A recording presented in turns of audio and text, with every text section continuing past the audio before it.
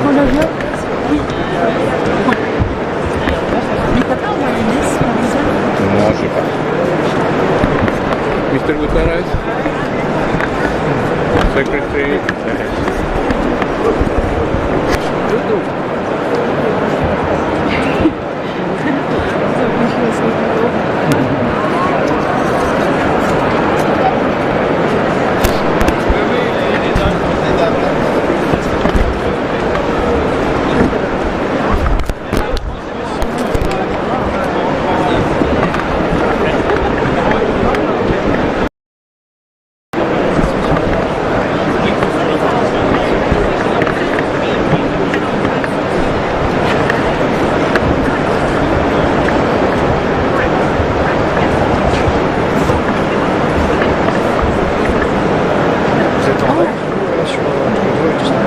Mais t'avais de l'audio, donc tu as une habilitation.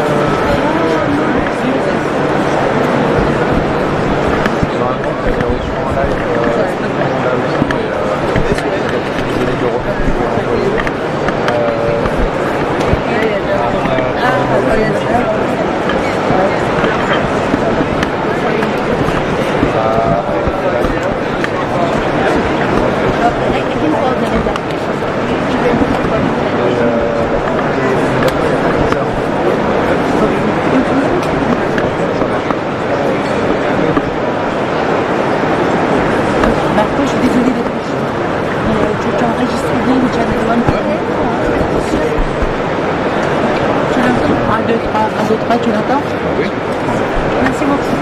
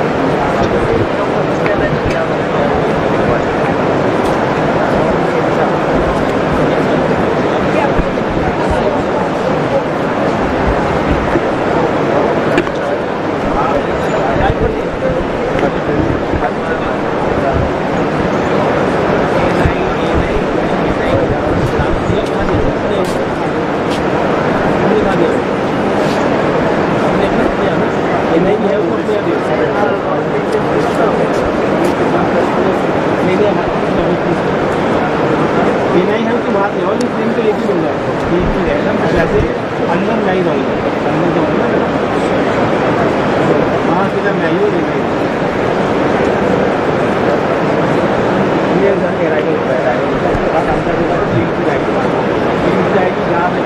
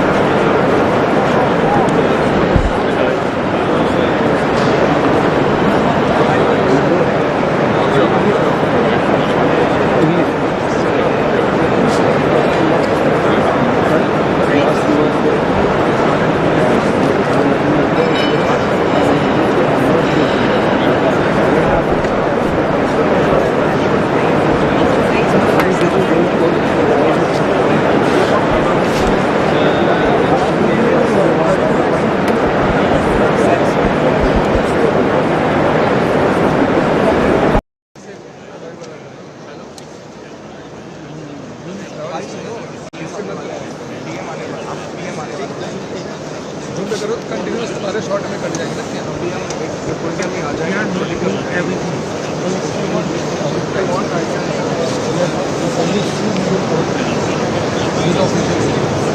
एक second sir Kumar से frame एक बार frame दिखा दे इसको फ्रेम दिखा दे एक सेकंड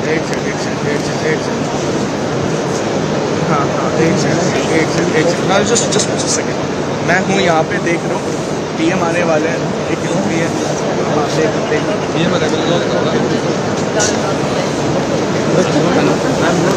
आवाज़ आ रही है देखो पीएम आने वाले हैं अभी 5-10 मिनट में ठीक है hello hello hello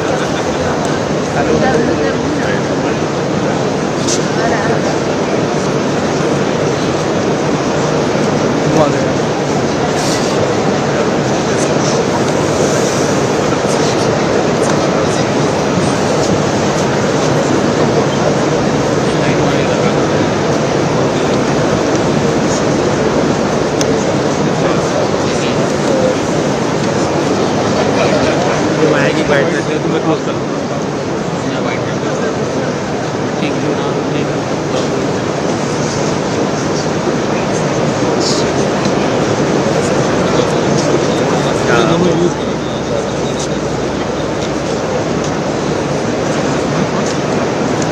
sir time delay कितना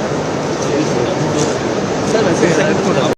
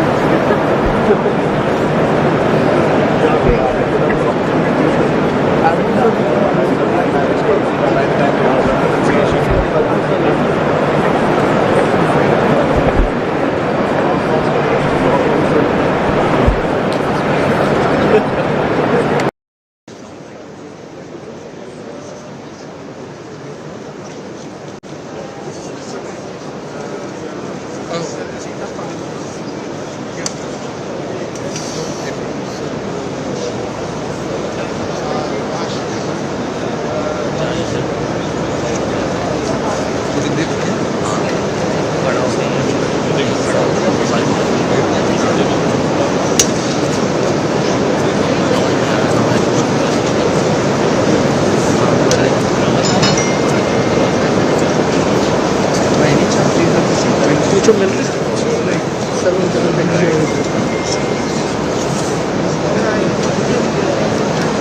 Yeah, means these are the French president and his country.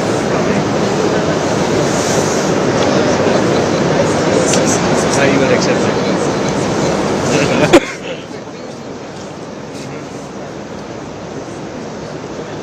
There is a chance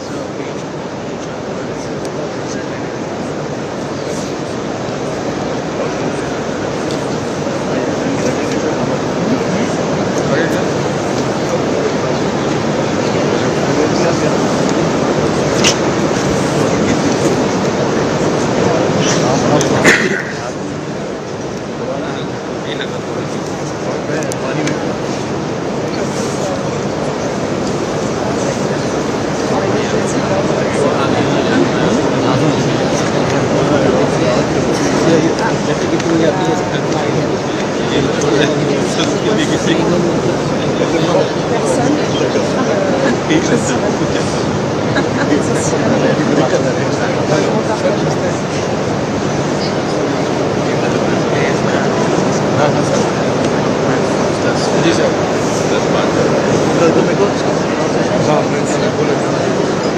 वो तो समय को मिलेगा अभी मैं अराइवल मैं लगा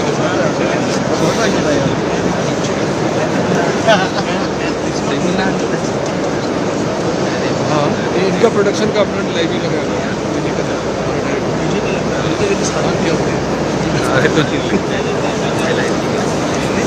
ऑडियो और लाइव चैनल दिया हुआ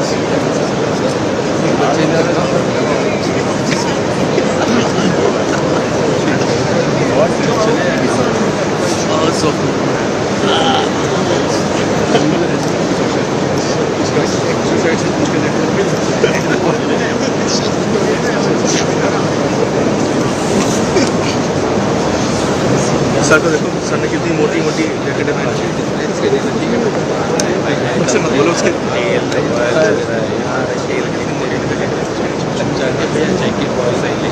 ये सहूलियत के हिसाब से काम करते हैं और इसमें देखिए AI है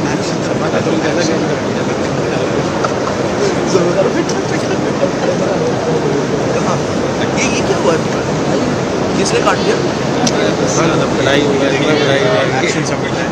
करने के कभी मिला तुम साला कुछ कांड कर इनका बराबर 10 GB है और ये 10 पे 10 सेकंड 10 सेकंड आपको डिले की कर सकते कोई और वो वाला तो मिलेगा इसके जज्बात नहीं ओपनिंग रिमार्क्स दोनों उम्मीद करेगा वो सही सही बता रही है इसलिए वो तो लाइव नहीं कर सकते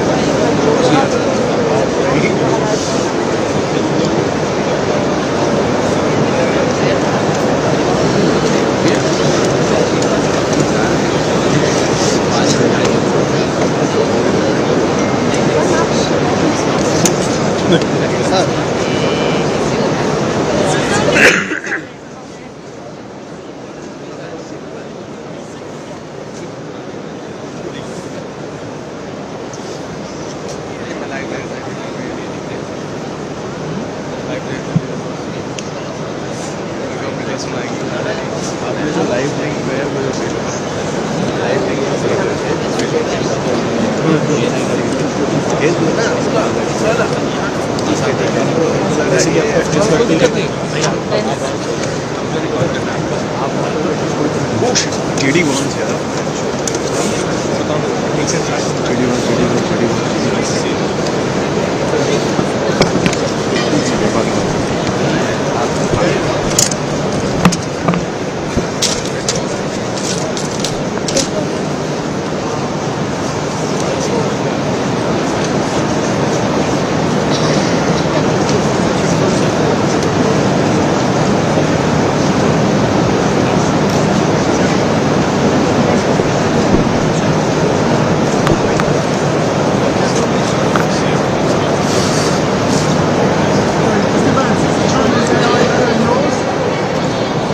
Will you work with China today?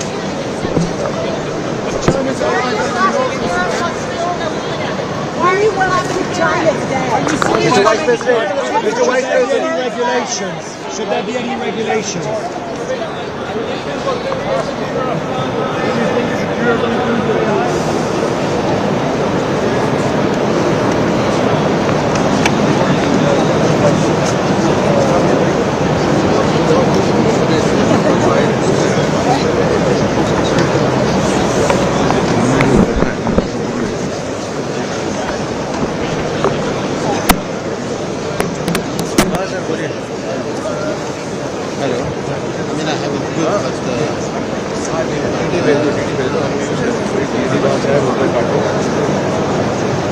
Reroute करके दे रहे direct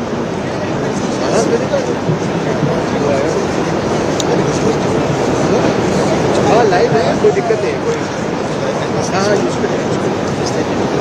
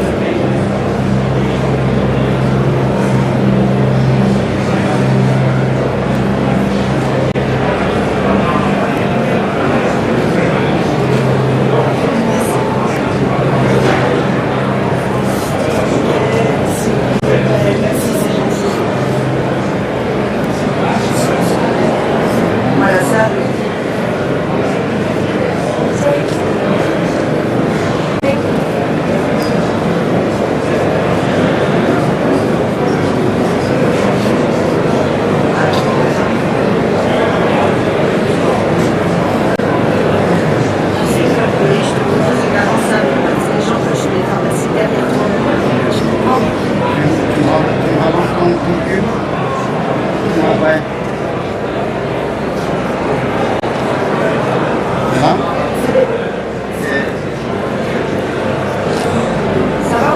Ouais, ouais.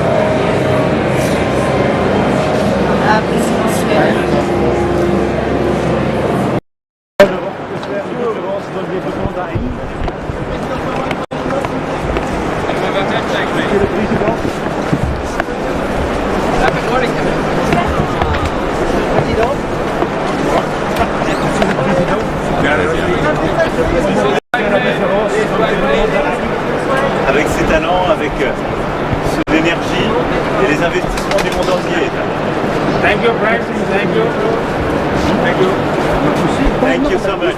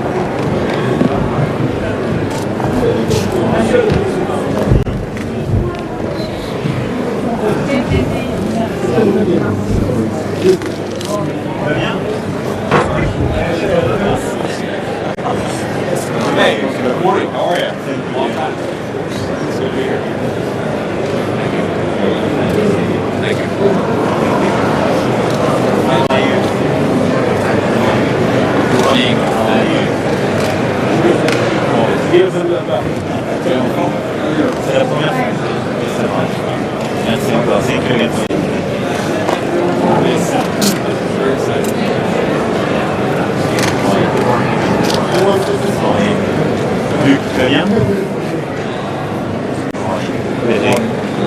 Thank you. Merci encore à toi.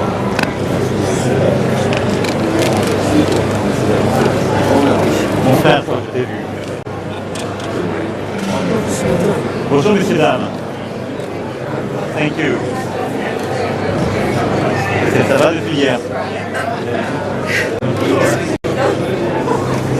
Ça va? Merci. Incroyable. Comment vas-tu?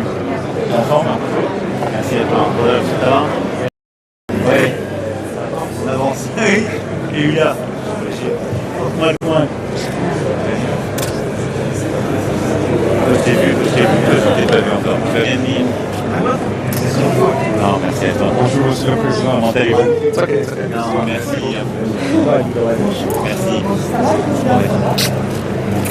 En forme? Comment allez-vous? Bonjour, Monsieur le Président. Comment allez-vous? Très bien. Non, c'est Gilbert, comment vas-tu?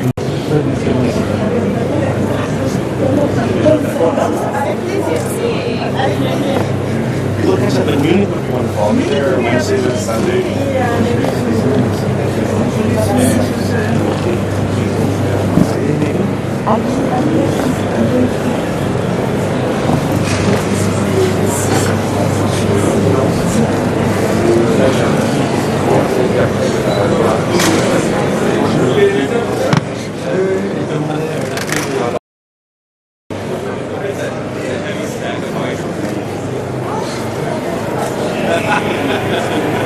AI action summit है, वहां पे उस कार्यक्रम स्थल पर पहुंच चुके हैं। ये बहुत ही महत्वपूर्ण तस्वीरें AI action summit.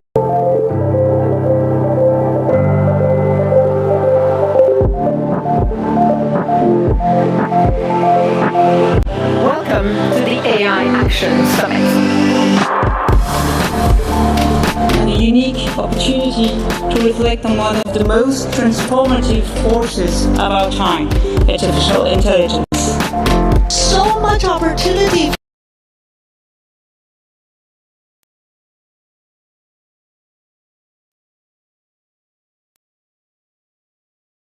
For the Reuters live service.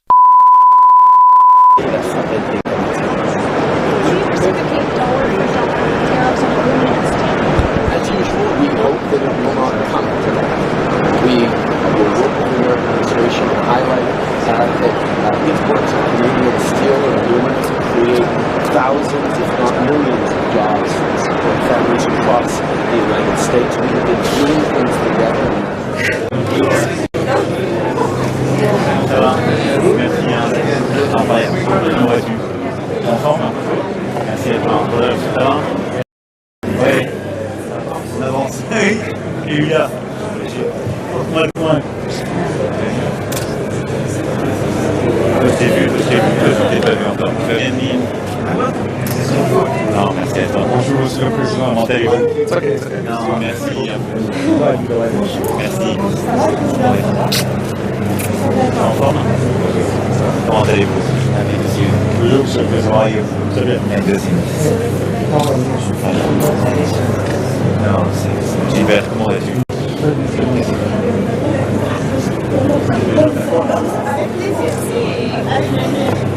Looking at the meeting with one volunteer Wednesdays and Sundays.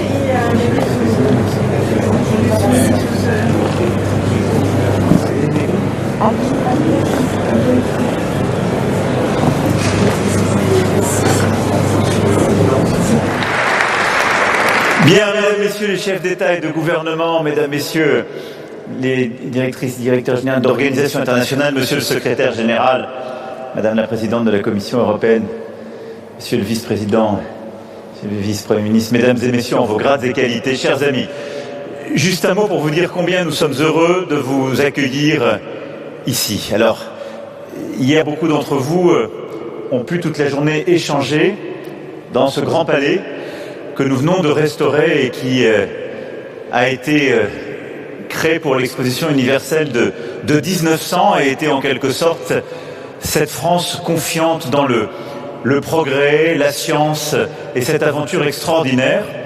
Et nous nous retrouvons ici, et c'est la première fois d'ailleurs qu'est réouvert aux yeux du monde ce petit pavillon dit Dantin, ce palais qui a été fait pour l'exposition universelle de 1937.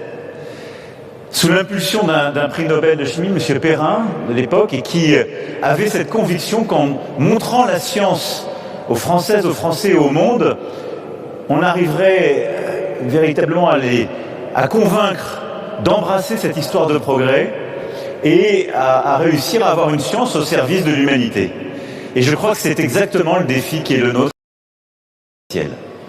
c'est-à-dire embrasser des transformations technologiques formidables, réussir à maîtriser par des capacités de calcul nouvelles, des avancées profondes, ce qu'est l'intelligence artificielle et ses implications dans beaucoup de secteurs, et le faire au service de notre humanité, dans un monde qui est bousculé par de plus en plus de crises, mais par un dialogue ouvert. Et la grande chance d'avoir aujourd'hui à la fois l'Inde, les États-Unis d'Amérique, la Chine, l'Europe, le continent africain, le continent latino-américain, d'avoir des chefs d'État, de gouvernement, des chercheurs, de la société civile, des entrepreneuses et des entrepreneurs, des investisseurs, c'est la possibilité d'avoir ce dialogue et d'essayer de suivre ce chemin et de comprendre cette science et de la mettre au service du progrès collectif.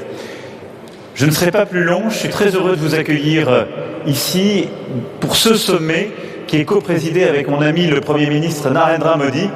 Et donc, Monsieur le Premier ministre, cher Narendra, je vais surtout vous céder la parole pour qu'on puisse vous entendre et entendre ce que l'Inde a à dire au monde sur l'intelligence artificielle. Merci à toutes et tous d'être là.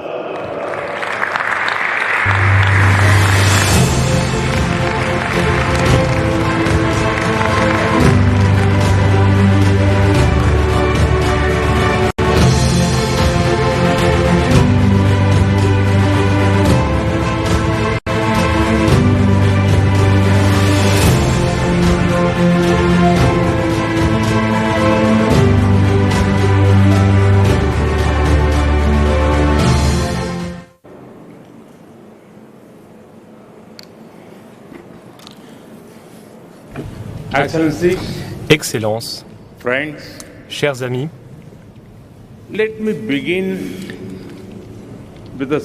permettez-moi de commencer par une petite expérience.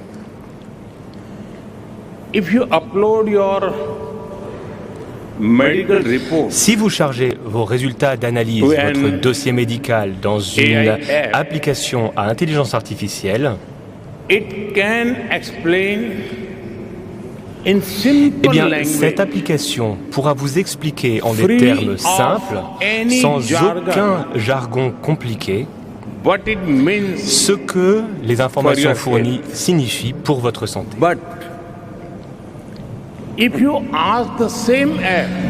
À l'inverse, si vous demandez à cette même application de vous créer une image présentant une personne en train d'écrire de la main gauche, il est très fort probable que cette application vous donne une image d'une personne en train d'écrire de la main droite.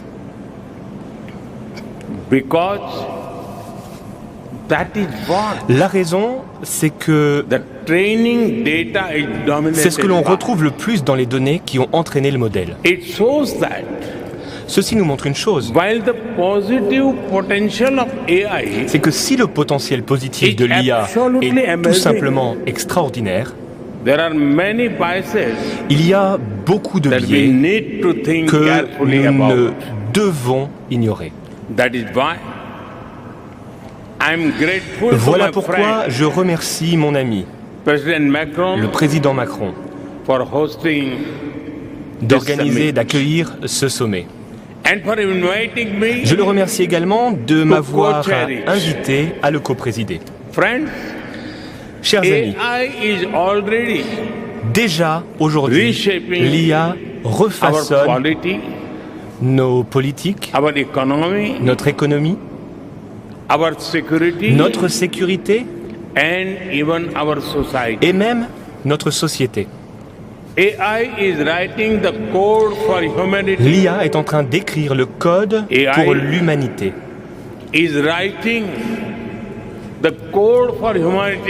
L'IA écrit le code pour l'humanité de ce nouveau siècle. Mais l'IA est très différente des autres technologies de rupture qui sont apparues dans l'histoire de l'humanité. L'IA se développe avec une ampleur et à un rythme sans précédent. L'IA est adoptée et déployée encore plus rapidement. Il existe par ailleurs de profondes interdépendances qui traversent les frontières. Voilà pourquoi nous devons agir collectivement à l'échelle internationale pour mettre en place gouvernance et normes qui protègent nos valeurs communes, qui traitent les risques et qui renforcent la confiance. Mais la gouvernance, ce n'est pas simplement une question de gestion de risques et de gestion de rivalité. La gouvernance, c'est également promouvoir l'innovation et déployer les innovations pour le bien commun.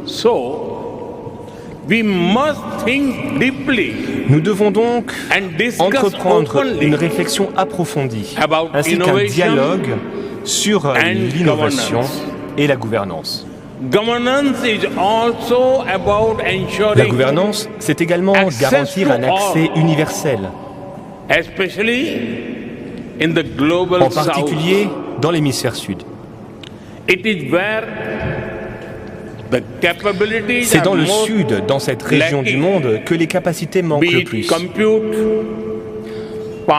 Que ce soit les capacités de calcul, les talents, les données ou même les ressources financières. Chers amis, l'IA peut nous aider à transformer des millions de vies en améliorant la santé, l'éducation, l'agriculture et bien d'autres domaines encore. L'IA peut nous aider à créer un monde dans lequel le chemin vers les objectifs de développement durable devient plus facile et plus rapide. Pour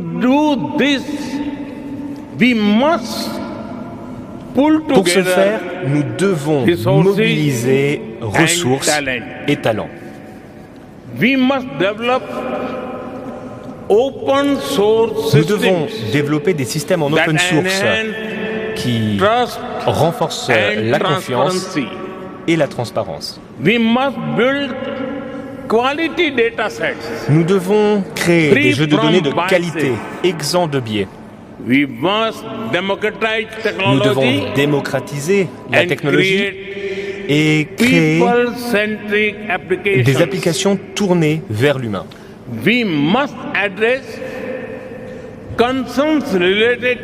Nous devons répondre aux préoccupations liées à la cybersécurité, à la désinformation et aux deepfakes. Nous devons par ailleurs nous assurer que la technologie soit ancrée dans des écosystèmes locaux. C'est comme cela qu'elle pourra être efficace et utile. Chers amis, la destruction de l'emploi est la principale crainte liée à l'IA. Mais nous l'avons vu dans l'histoire. L'histoire a montré que la technologie ne fait pas disparaître le travail. La nature du travail évolue et de nouveaux types d'emplois sont créés.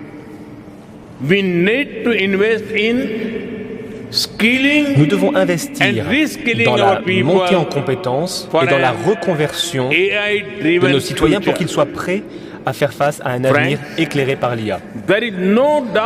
Chers amis, il ne fait aucun doute que l'intensité énergétique de l'IA est un enjeu majeur.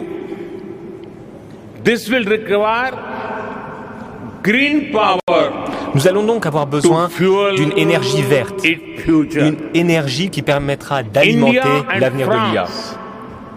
L'Inde et la France travaillent de concert déjà depuis des années sur des initiatives telles que l'Alliance solaire qui nous permet d'exploiter toute la puissance de l'énergie solaire. Nous travaillons également à renforcer notre partenariat mondial sur l'IA. C'est quelque chose qui doit nous permettre d'aller plus loin que la durabilité. Nous devons innover pour partager cet avenir responsable. En parallèle, l'IA durable ne signifie pas simplement utiliser une énergie propre. Les modèles d'IA doivent également être efficients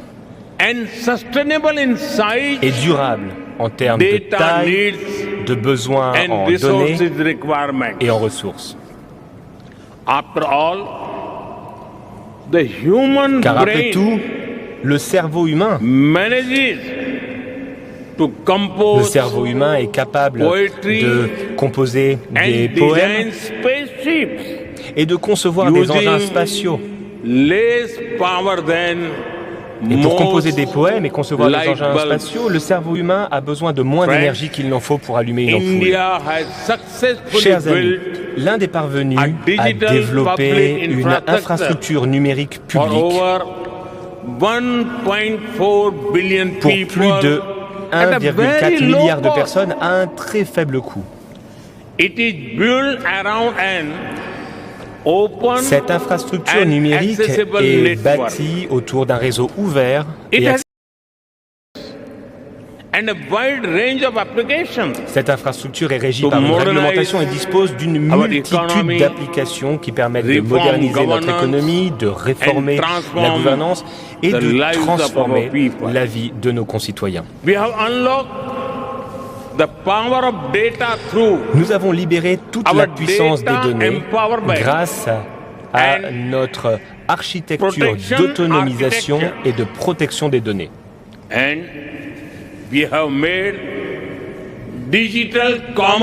Par ailleurs, nous avons rendu le e-commerce démocratique et accessible à toutes et à tous.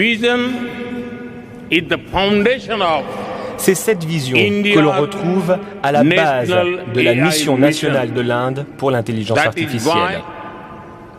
Et c'est pourquoi, durant notre présidence du G20, nous avons développé un consensus pour exploiter l'IA de manière responsable, pour le bien et pour tous.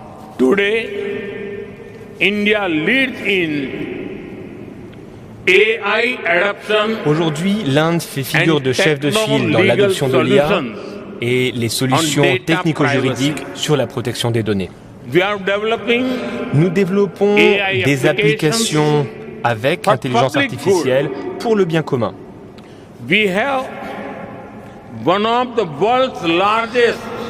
L'Inde dispose de l'un des plus grands viviers de talents en IA au monde.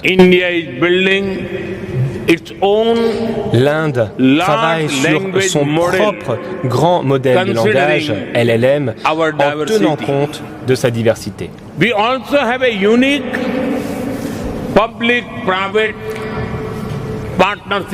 Nous avons également un modèle de partenariat public-privé sans pareil qui nous permet de mobiliser des ressources telles que la puissance de calcul. Il est disponible pour nos startups, pour les chercheurs, à un prix abordable. Par ailleurs, l'Inde est prête à partager son expérience et son savoir-faire pour s'assurer que l'avenir avec l'IA soit à la fois bon et partagé. Chers amis, nous sommes aujourd'hui à l'aune d'une nouvelle ère, l'ère de l'IA qui déterminera l'avenir de l'humanité. Certains craignent que les machines deviennent plus intelligentes que nous.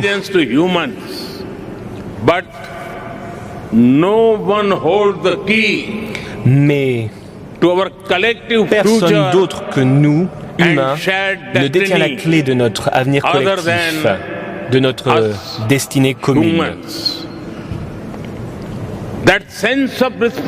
Ce sentiment de responsabilité doit nous guider.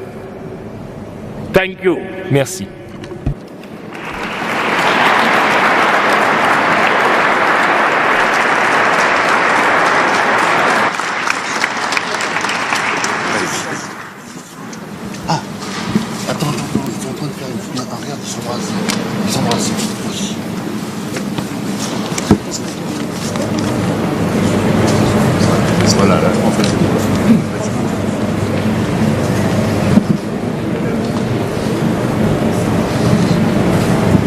Merci, Monsieur le Président. Thank you, Prime Minister. My name is Alessandra Galloni, and I'm Editor-in-Chief of Reuters News Agency, and I'm here to help things along. So welcome again to the closing plenary session of the AI Action Summit. So for the past day, we have been discussing and debating what is essentially the future of our societies, the future of our children, the future of our planet in the age of artificial intelligence. Our co-hosts, President Macron, Prime Minister Modi, have exhorted all of you to push the limits of your creativity, to push the limits of your imagination during these 2 days.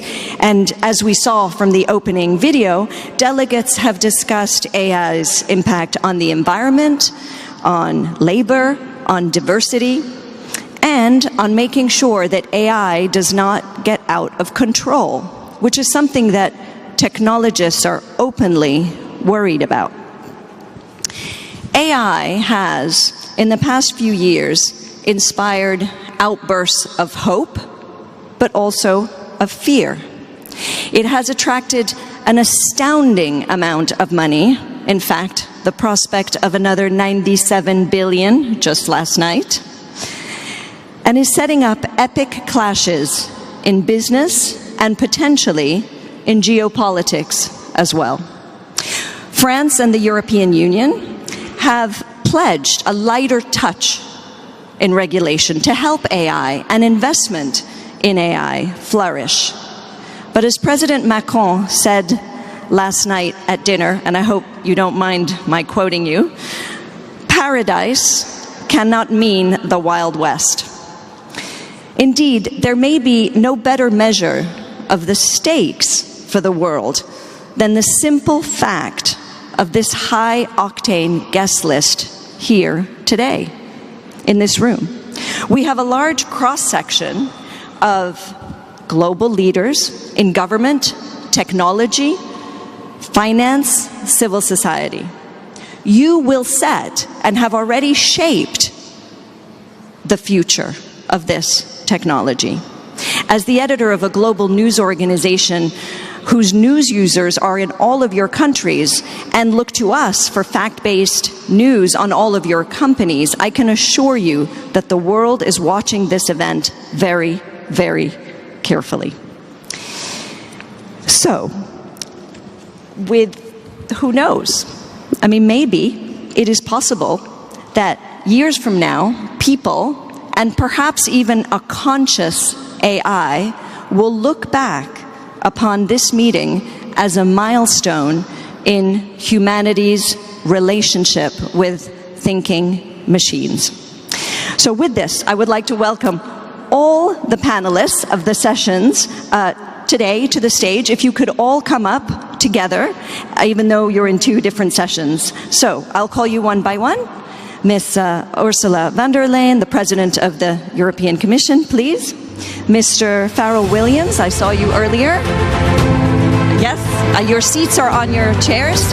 Mr. Artist, Mr. Farrell Williams. Ms. Anne Bouvreau, the Special Envoy of the President of the Republic, please.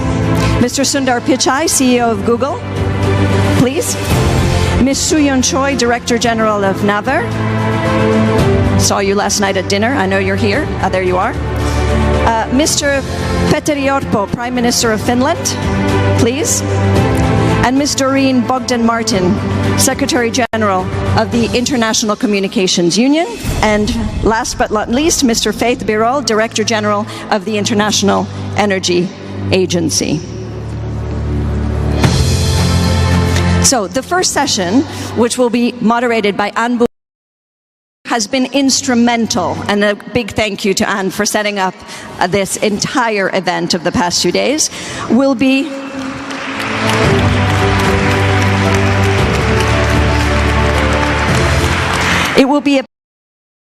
the opportunities of AI. So with that, Anne, over to you.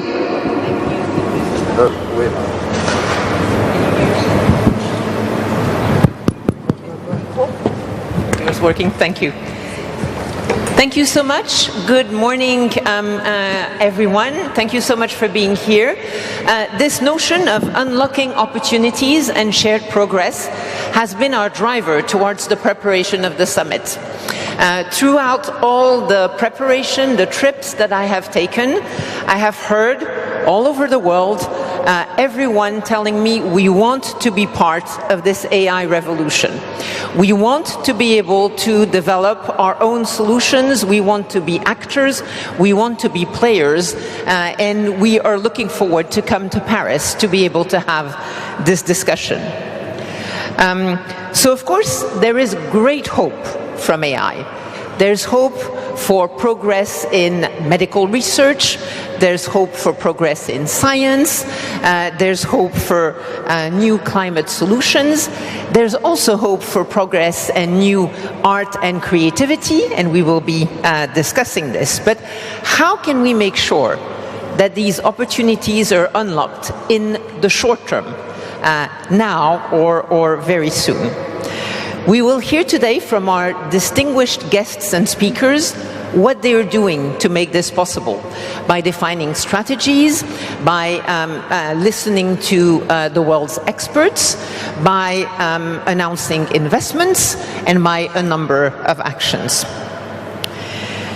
We will also, during this session, be talking about an initiative that is unveiled at the summit today, a decentralized partnership to help harness AI's vast potential. But before we get into more detail, it gives me great pleasure to welcome His Excellency, Vice President of the United States of America, JD Vance, to come to the podium.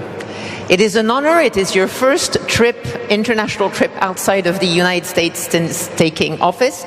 We're delighted to have you here.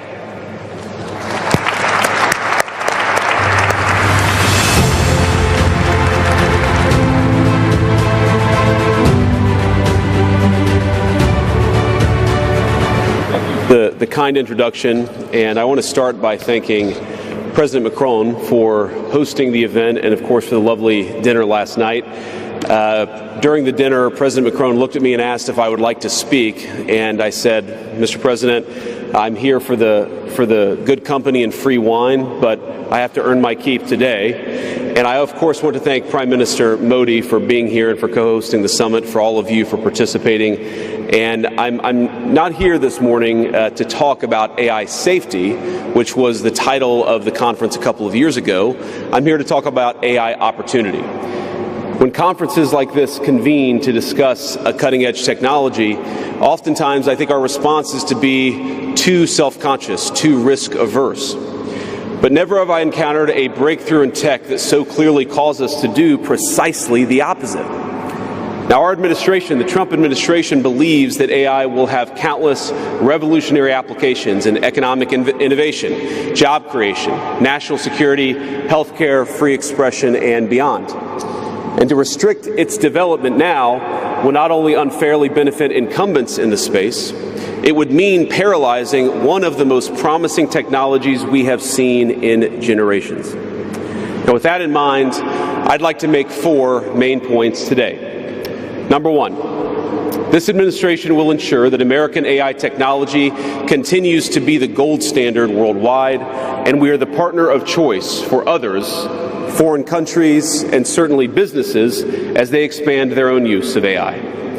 Number two, we believe that excessive regulation of the AI sector could kill a transformative industry just as it's taking off, and will make every effort to encourage pro-growth AI policies. And I like to see that deregulatory flavor making its way into a lot of the conversations this conference.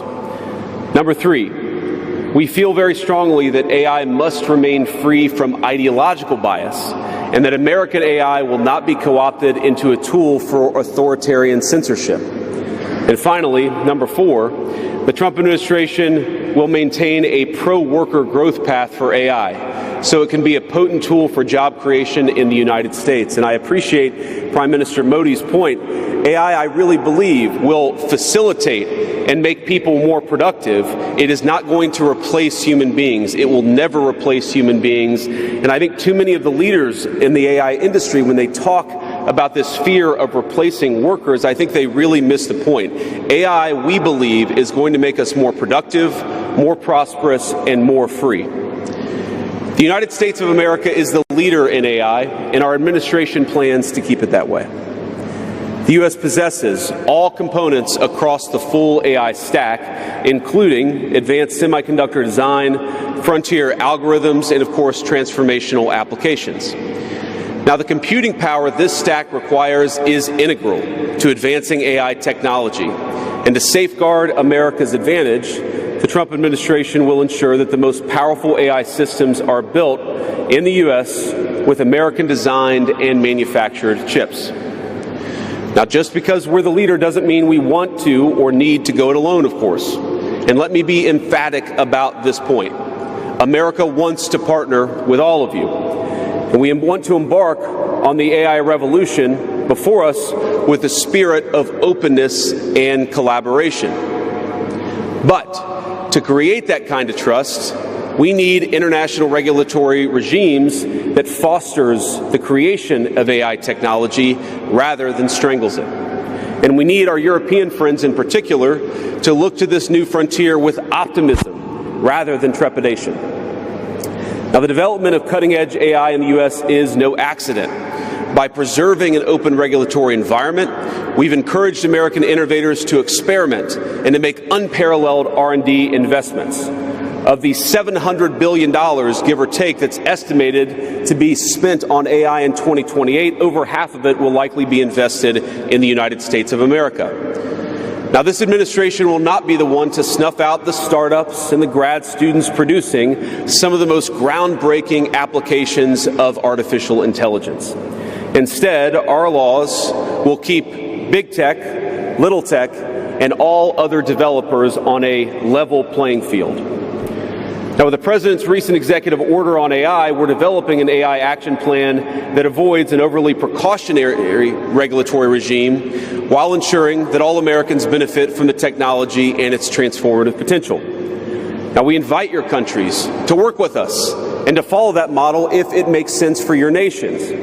However, the Trump administration is troubled by reports that some foreign governments are considering tightening the screws on U.S. tech companies with international footprints. Now, America cannot and will not accept that, and we think it's a terrible mistake, not just for the United States of America, but for your own countries. The U.S. innovators of all sizes already know what it's like to deal with onerous international rules.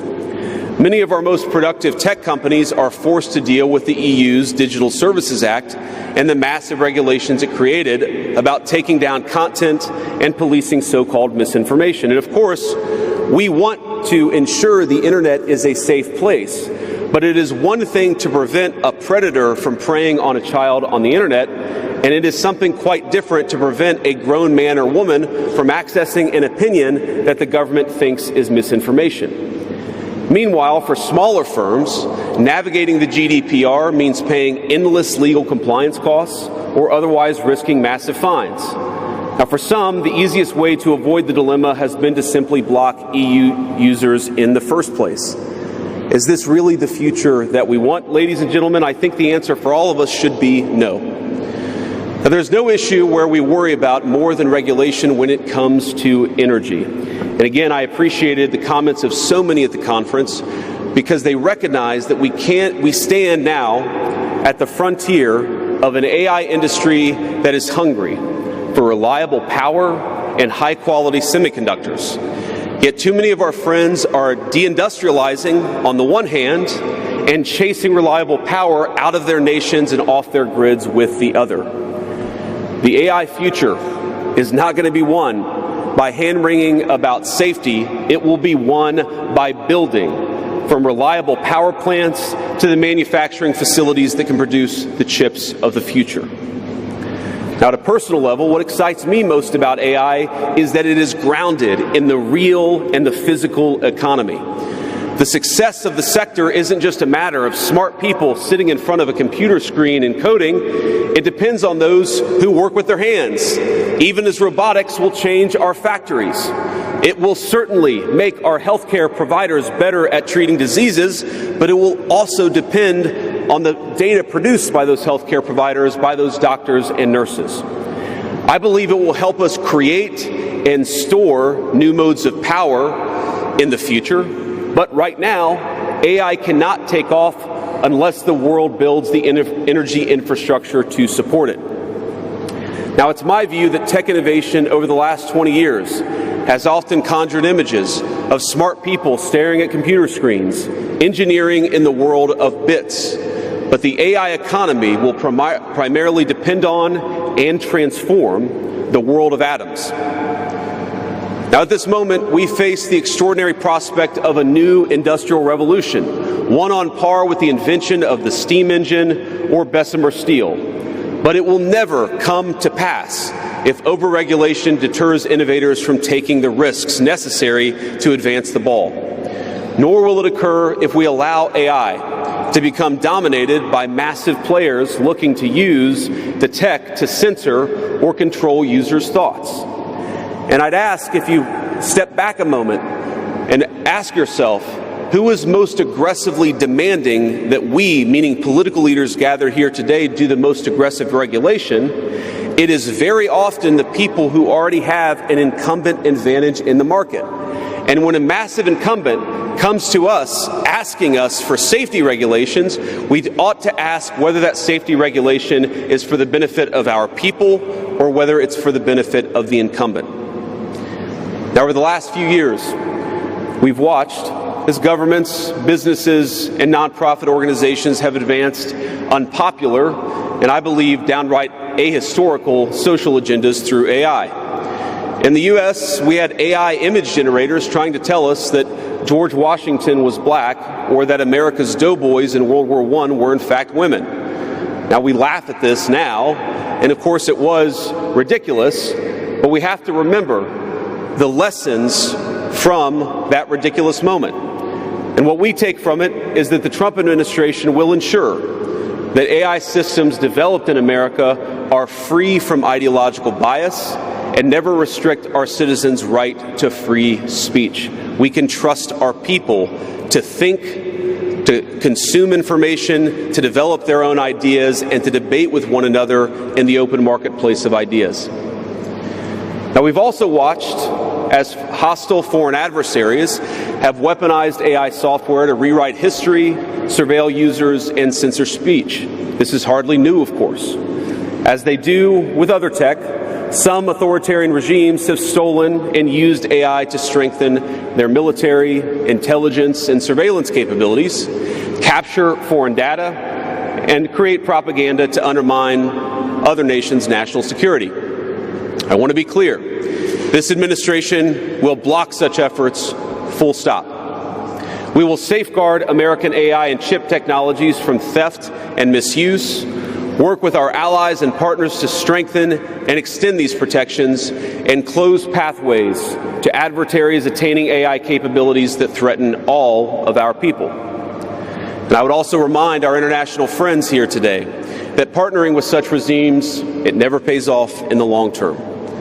From CCTV to 5G equipment, we're all familiar with cheap tech in the marketplace that's been heavily subsidized and exported by authoritarian regimes. But as I know, and I think some of this some of us in this room have learned from experience, partnering with them means chaining your nation to an authoritarian master that seeks to infiltrate, dig in, and seize your information infrastructure. Should a deal seem too good to be true, just remember the old adage that we learned in Silicon Valley: if you aren't paying for the product, you are the product. Finally, this administration wants to be very clear about one last point. We will always center American workers in our AI policy. We refuse to view AI as a purely disruptive technology that will inevitably automate away our labor force.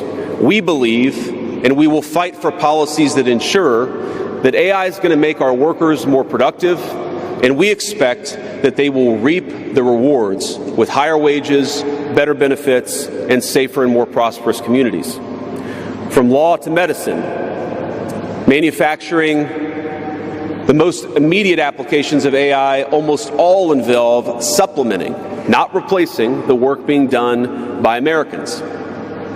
Now, combined with this administration's worker-first approach to immigration, we believe that a U.S. labor force prepared to use AI to its fullest extent will instead attract the attention of businesses that have offshored some of these roles. To accomplish this, the administration will make sure that America has the best trained workforce in the world. Our schools will teach students how to manage, how to supervise, and how to interact with AI-enabled tools as they become more and more a part of our everyday lives. And as AI creates new jobs and industries, our government, businesses, and labor organizations have an obligation to work together to empower the workers, not just of the United States, but all over the country, all over the world. To that end, for all major AI policy decisions coming from the federal government, the Trump administration will guarantee American workers a seat at the table, and we're very proud of that. Now, I've taken up enough of your time, so I'd like to close with just a quick story. This is a beautiful country, President Macron, and I know that you're proud of it and should be. And yesterday, as I was touring Les Invalides with General Gravette, with my 3 kids, he was kind enough to show me the sword that belonged to America's dearest international friend from our own revolution, of course, the Marquis de Lafayette. He let me hold the sword, but of course he made me put on the white gloves beforehand. And it got me thinking of this country, France, and of course of my own country, and of the beautiful civilization that we have built together with weapons like that saber. Weapons that are dangerous in the wrong hands, but are incredible tools for liberty and prosperity in the right hands. I couldn't help but think of the conference today. If we choose the wrong approach on other things that could be conceived of as dangerous, things like AI, and choose to hold ourselves back, it will alter not only our GDP or the stock market, but the very future of the project that Lafayette and the American founders set off to create. Now, this doesn't mean, of course, that all concerns about safety go out the window, but focus matters. And we must focus now on the opportunity to catch lightning in a bottle, unleash our most brilliant innovators, and use AI to improve the well-being of our nations and their peoples. With great confidence, I can say it is an opportunity that the Trump administration will not squander. And we hope everyone convened here today feels exactly the same. Thank you, and God bless you all. Thank you. Thank you. Thank you very much for your comments. I would now like, it gives me great honor to call to the podium Her Excellency President of the European Commission, Ursula von der Leyen.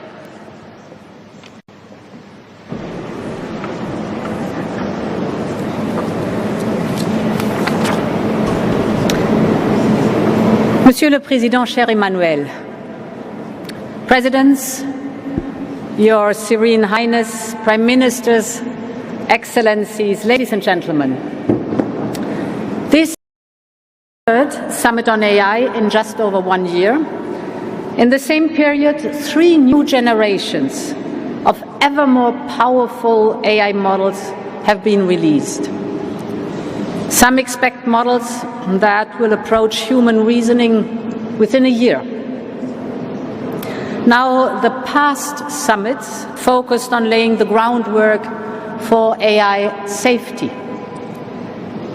We built a shared consensus that AI will be safe and that it will promote our values and benefit humanity.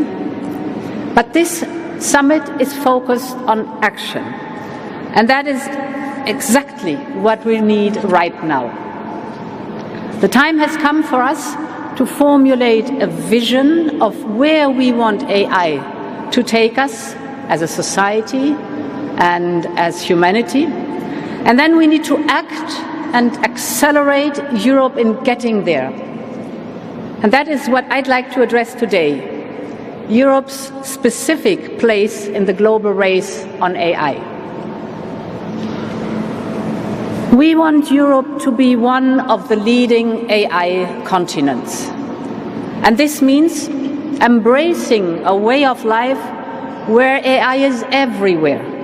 You all know that AI can help us boost competitiveness, protect our security, shore up public health, make access to knowledge and information more democratic.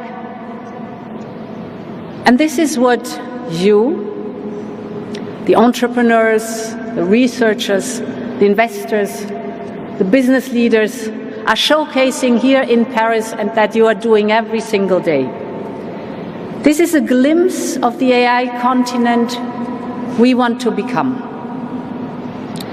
Now, too often, I hear that Europe is late to the race, while the United States or China have already gotten ahead. I disagree, because the AI race is far from being over. Truth is, we're only at the beginning. The frontier is constantly moving. Global leadership is still up for grabs. And behind the frontier lies the whole world of AI adoption. AI has only just begun to be adopted in the key sectors of our economy and for the key challenges of our times. And this should be Europe's focus. Bringing AI to industry-specific applications and harness its power for productivity and for people. And this is where Europe can truly lead the race. So Europe has everything to gain. But of course we need our own distinctive approach to artificial intelligence. Too often I have heard that we should replicate what others are doing and run after their strengths. I think that instead we should invest in what we can do best and build our own strengths here in Europe. Our own strengths are our science and technology mastery that we have given to the world. As this summit shows, there's a distinct European brand of AI. It is already driving innovation and adaptation, and it is picking up speed. So, what are the main features? First, European AI focuses on AI adoption in complex applications, using our unique industrial and manufacturing data and know-how. Second, European AI is cooperative.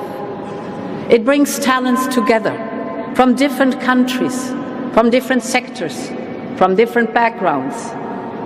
It is that same spirit of our collaborative approach to science which has produced many a breakthrough and a huge pool of talent. Just think about Horizon Europe. And third, European AI embraces the power of open source. And open source can spread much faster along with proprietary systems. It is for all these reasons that the AI startup scene in Europe is booming.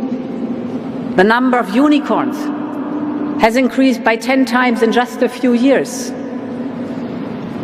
So this European brand of open innovation is showing results. But now it needs to be supercharged. It needs to get a push. And this is why it's the right place to be here at this AI Action Summit. We will act in two ways. First, we want to accelerate innovation. Europe has some of the world's fastest public supercomputers. We're now putting them at the service of our best startups and our best scientists so they can forge the AI we need. They can test their model. They can train their model on our supercomputers. In just a few months, we've set up a record of 12 AI factories. And we're investing 10 billion euros in them. And this is not a promise. This is happening right now. And it is the largest public investment in AI in the world. So this will unlock over 10 times more private investment.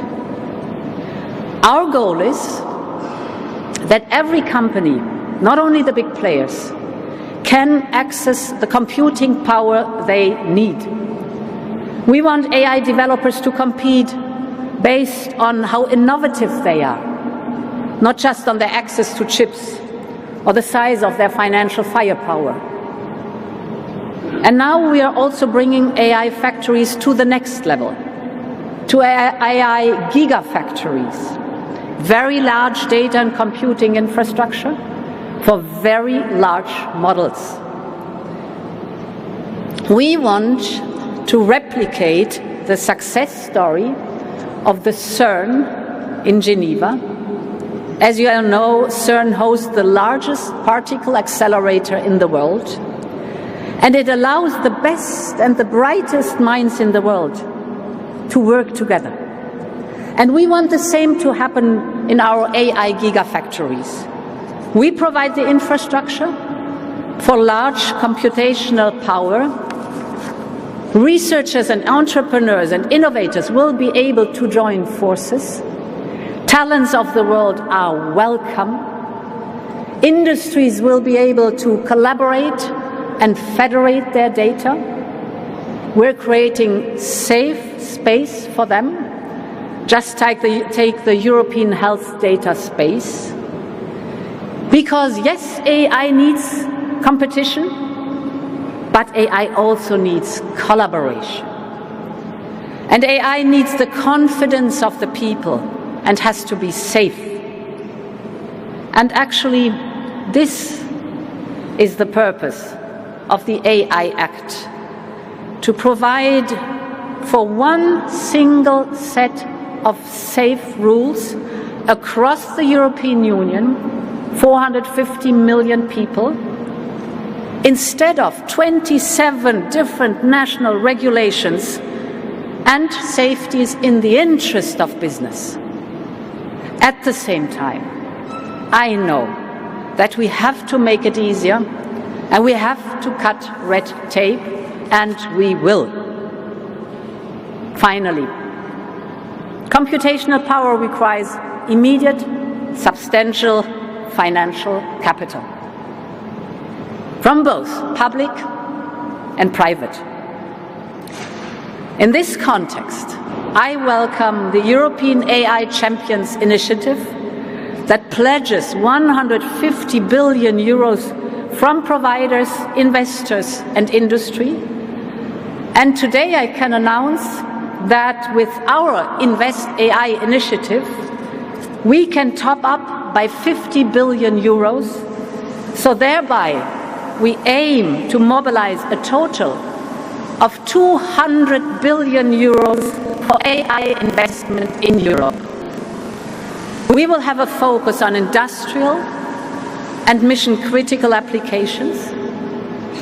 It will be the largest public-private partnership in the world for the development of trustworthy AI. And finally, cooperative AI can be attractive well beyond Europe, including our partners in the Global South. And in this spirit, we fully support the AI Foundation that is being launched today. AI can be a gift to humanity, but we must make sure that its benefits are widespread and that its benefits are accessible to all. We want AI to be a force for good. We want an AI where everyone collaborates and everyone benefits. This is our path. This is our European path. Thank you very much for your attention.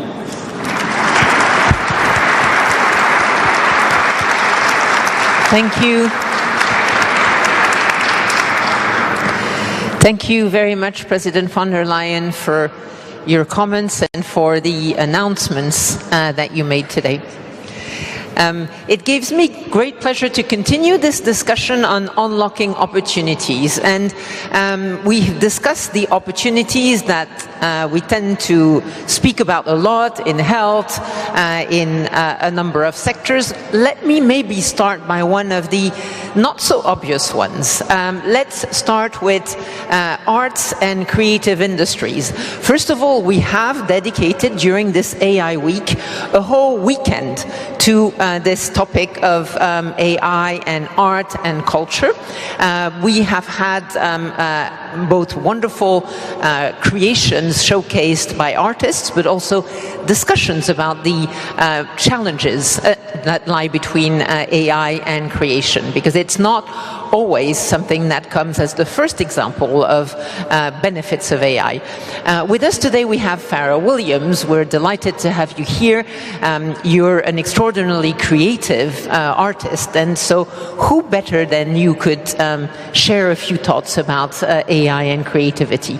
Farah, please. Thank you. Thanks for having me. I don't know how you guys do this with the thing in the ear.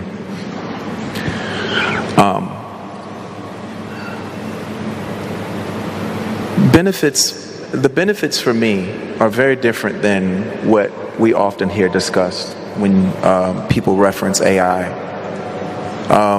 Most of the time when we hear about AI, we hear mostly fears. It's going to take our jobs, it's going to take your job, it's going to take this, it's going to take that. And it's interesting to me because, you know, as we think about the preparedness for AI, we're worried about what it's going to do, but you have to remember who and what is going to be using it and for what reasons. People will need to use AI. They're going to need jobs. There will be jobs there for them. Will there be some jobs that people lose? Sure. But I think if you're gonna be prepared for AI, then you have to be prepared for AI. Me personally, I see it like I think we have our fears miscasted in the wrong areas. Like, I don't think we should be fearful of what AI is going to do. What we should do, you know, in this whole AI race, what we need to remember is the human race. Because it's humans that are essentially going to be using the AI, and it's what they're going to do. You know, are they people with good conduct or bad conduct? Are they people with great ideas, inspiration, and innovation, or is it criminals? Right? I think we need to work on ourselves. And I think if we can get ourselves in a good place, humming like an engine, then when AI really truly penetrates regular everyday society and community lives, I think it's going to be fine, because people will have the right ideas about how we use it. It, in my opinion, you know, it's just like alcohol or a car or firearms. Believe it or not, it takes responsibility. Alcohol in the wrong in the wrong hands is a problem. A car in the hands of someone who is too young and inexperienced to drive it could be life-threatening. AI is no different. It's who's using it and what the intention is what I think we need to think about first and foremost. Do you use AI for some of to help you create, or do you just use it in daily life, or do you just not use it? Well, that's the other thing too. You know, people talk about like creatives using AI. We wouldn't use AI to help us write a song. Well, then what would we do? Right? AI is much more like worker bee, minutia are the ways that we would use it. Other people would use it in a computational way, you know, in some lab or, you know, maybe an organization set up in some sort of, with tech, would use it in a completely different way. But the way that we would use it would be much more like utility. It wouldn't replace creativity. I just think that there's just too much fear around it. And, you know, there was a whole thing around the year 2000 as well. But we're fine. We survived that. Or, you know, in my country they call it libraries. Here it's called a bibliothèque. It's still there. You can go visit it. It's not replaced. It's a beautiful place to walk around in, and you can research. But there's nothing like a search engine, right, Sundar? There's nothing like a beautiful place where you can go and search. But this is the next step. This is the place where you can not only ask questions, but you can get examples back. I think that's an amazing thing, and I think there's nothing to be fearful about. It's just, we just have to be prepared. Just don't treat it the way we did when we brought alcohol into the conversation, or how we did cars. We need to treat this a little bit different. This is a great opportunity for us as a species to move forward with utility. Well, thank you. I think we've heard over the years lots of comparisons for AI, but alcohol is one that I hadn't heard. So, but I take great comfort from your vision, which is really of AI augmenting artists and your job.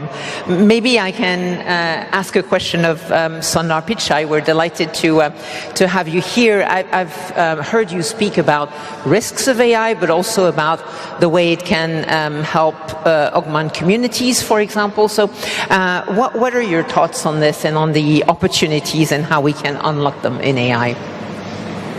First of all, thank you, President Macron, Prime Minister Modi. It's great we are having a conversation on such an important topic. Look, at Google, we have felt this important tension, both, you know, the wonderful opportunities AI presents. It's obviously a dual-use technology, like you gave examples, and so the risks that come with it. So we actually encapsulated this tension as, you know, a bold and responsible, that our approach needs to be both bold and responsible, and there is tension between it, but we grapple with it. The reason we need to be bold is, you know, it is so obvious as we are making progress, how profoundly it'll impact many areas. The best example I can think of is with AlphaFold, we have now unlocked you know, how to decode protein structures. Just so that everyone understands, it used to take one person their entire PhD to do one protein. And within 3 months, AlphaFold unlocked over 200 million protein structures. Now it's an open database, and already we see hundreds of thousands of researchers and biologists using it to develop vaccines, etc. So you can so tangibly feel the impact of progress. So you feel a moral imperative to be bold and accelerate progress there, right? And when it comes to the economy, it's very clear that you'll be unlocking more productivity. And I do worry people who don't adopt it, countries which don't embrace it, can get left behind through this crucial moment. So those are all the opportunities we see, and we want to lean in to drive that progress. Obviously, as Farrell mentioned, it's a technology with dual use, and you know, how do you make sure the bad effects don't propagate? Examples where we are working on, we slow down and think about image generation or video generation. You know, it will both unleash creativity, in the tools of artists and so on, but people can use it to create deep fakes.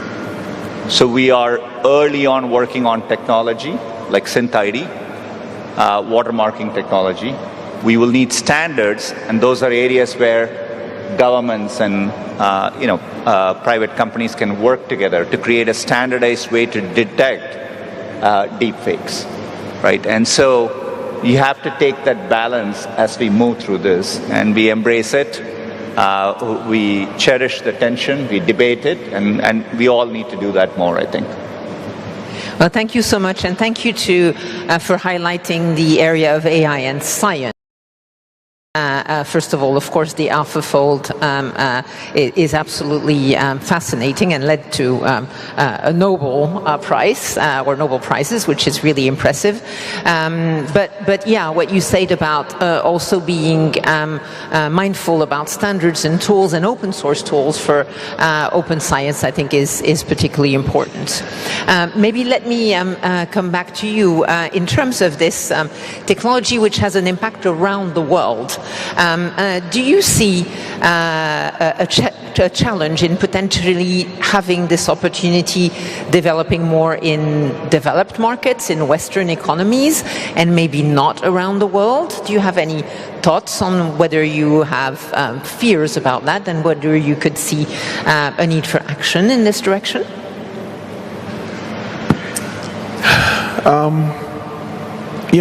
First of all, I never got a chance to say thank you for having me here, so thank you guys, and it's nice to be here. I just think that we need to stop using the word fears. Like, I just don't think it's good for the progression of just our species. It's just not really done well for us. Calling this unlocking opportunities. Yes, we're on opportunities. Yes, it's listen. There's one thing for us to be concerned, but not for us to be fearful. It's a utility, and it can make life, and it's also an accelerator. It can make life a whole lot better, a whole lot quicker. But it depends on who's using it as to whether it goes bad quicker. For me, I feel like this is something that the world needs, but I think we need to be ready with ourselves before we fully engage. I don't think that it's about the jobs being lost. I think it's about perspective, and I think it's about what our intentions are. What are you going to do with it when you use it? And we're trying to help people understand. But again, this has been created by brilliant code writers who probably shouldn't be the ones communicating about what it's going to do and what it's going to be. That's a good point. In their minds, it's like, they're going to take your jobs. Well, the average person hears that, and it freaks them out. But this is no different than, like I said, search engines being created. There was this whole thing on how libraries are going to be burned down, and they were not going to use them anymore, and that's not what's happened. What's happened is search engines make things a whole lot easier. People got answers a lot quicker. Well, now you're going to be able to get renderings and ideas and examples a lot quicker. It's going to be more than that, but I think for the average human being, that'll be the way that they interact. It will help them accelerate, get answers quicker, be more efficient. That's the average person. Now, on the Silk Road, we're going to have some problems. Well, thank you. I love your comparison of the library. I think the other night at dinner, someone from a distinguished university said universities have been one of the longest standing institutions of humanity that still exists today. And I think it's the same for libraries. Sure. Yeah. Absolutely. Yeah. Maybe, Sundar, on this topic of opportunities and different perceptions around the world, what do you see as short-term or mid-term opportunities from AI? Let's say not 10 years, we don't know what AI will be in 10 years, but and maybe not what we know today, but 2 to 4 years from now, and around the world, what do you see as opportunities and ways to make sure they become reality if it's, in case it's not obvious that this happens just by itself? Look, in a 2 to 4 year time frame, and thank you for 10-year time. But in a 2 to 4 year time frame, maybe I'll highlight a key area which us and a few other companies are working on, which I think will really make progress. We call this agentic workflows. So anywhere you can describe a task in natural language, and the AI can act on your behalf and accomplish that. And so today, to give you an example, there are 2 examples within Google. We have a project Mariner. It's a browser extension. So the browser can actually go browse and do things for you, complete and come back. If you look at where the state of the art was maybe a year ago, it was kind of roughly 50% effective. So you give it a complex sequence of tasks, it needs to get everything done accurately. Today, it's progressed to around 85%, right? And so, but that shows the progress. Similarly for coding, as a software engineer at Google, today when you're programming, the AI is there on the side, it gives you suggestions and you accept it. But we are now working on where you can give it instructions, it'll automatically go and write the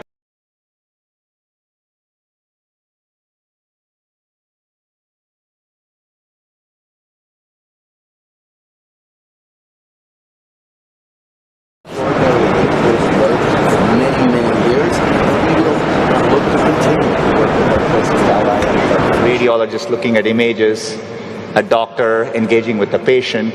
All of that is going to be assisted, and it's going to deeply be embedded in your workflows. That is as real as it gets in a 2 to 4 year time frame. And you can imagine the impact from a productivity standpoint, and I think that's one of the most tangible opportunities. I think it's very, very real that it will happen. Well, may I also say, please go ahead. Just to add on to what he was saying, when I was, as you were speaking, it reminded me of, I'm a 70s baby. It reminded me of like a lot of the television shows that we grew up on the first 15, 20 years of my life. There was a talking horse. There's a talking car. There's talking robots. And we loved them. And if you looked at the characters in all of these television shows and films, they loved them and they had a great time. And why were they having a great time? Why weren't they panicked? Because this was a part of their everyday lives. These things acted as utilities. Now, the horse was a horse, and it didn't know everything. But the cars and the robots that I remember, they knew everything. You could ask them anything. And I remember a lot of the protagonists, their lives being made a lot easier and a lot more convenient and efficient. And it's going to be no different than that. The things that we worry about, like I said, are the bad conductors. Yeah, and we do get used to things once we've had them for a while. Excellent. I think this has been a very interesting discussion. I'd like to thank you both. I'd like to thank our speakers on this topic.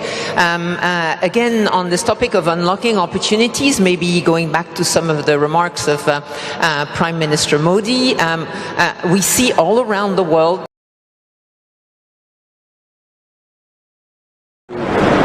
doing more together, not fighting with each other. Canadians will stand up strongly for Comment vous coordonnez l'action avec les alliés actuellement ici? Il y a des discussions hier là-dessus? Certainement, on est tous en train juste de réfléchir et de regarder quels seraient les impacts des tarifs proposés, des conversations initiales. These decentralized innovation hubs. And to this effect, it gives me great pleasure to welcome to the stage Martin Tisney, CEO of AI Collaborative, who's been working as part of the AI Action Summit team, to tell the foundation, the current AI partnership that is being unveiled today. Martin, you have the floor. Good morning.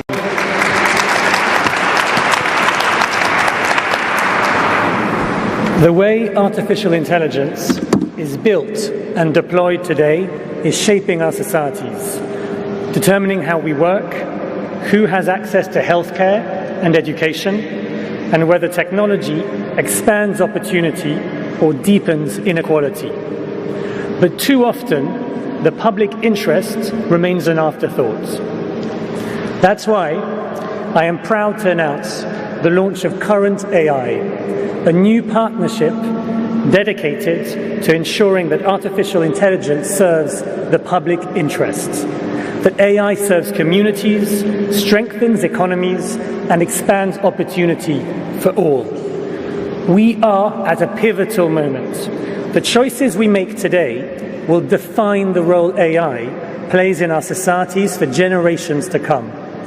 We believe the answer lies in collaboration, bringing together governments, researchers, civil society organizations, and communities to make AI more open, more accountable, and more accessible. Public interest technology is both about preventing harm and at the same time, it's about creating a better future. Imagine an organization using AI that helps oncologists provide tailored treatments to their cancer patients. Imagine AI as a spark for our children's imagination that fires up their creativity rather than dulls it. These are the kinds of possibilities we unlock when AI serves the many, not just the few. Current AI will expand access to high-quality data sets, will invest in open-source tools, and develop systems to assess and evaluate and environmental impact. I invite all of you to join us in this effort because the future of AI isn't something that happens to us. It's something we build together. Thank you. Artificial intelligence is the cognitive industrial revolution. Technology is a strong enabler for humanity. It's super important that we act now together when it's possible to shape it, whereas later where we might regret not doing any. Games like this, but I'm going to ask you to do it. And my question is something that was raised by Pharrell Williams. The question I'm going to ask you is, are you more fearful than hopeful about AI, or are you more hopeful than fearful? And I would like to see your hands raised. So the first question, which of you is more fearful than hopeful about AI? A room of optimists. One. Okay, and let's just check that everybody's awake. How many of you are more hopeful than fearful about AI? There you have it. A lot of people didn't answer, okay? So some of you are 50-50, I would imagine. Okay, so with that very optimistic audience, we go to the second session.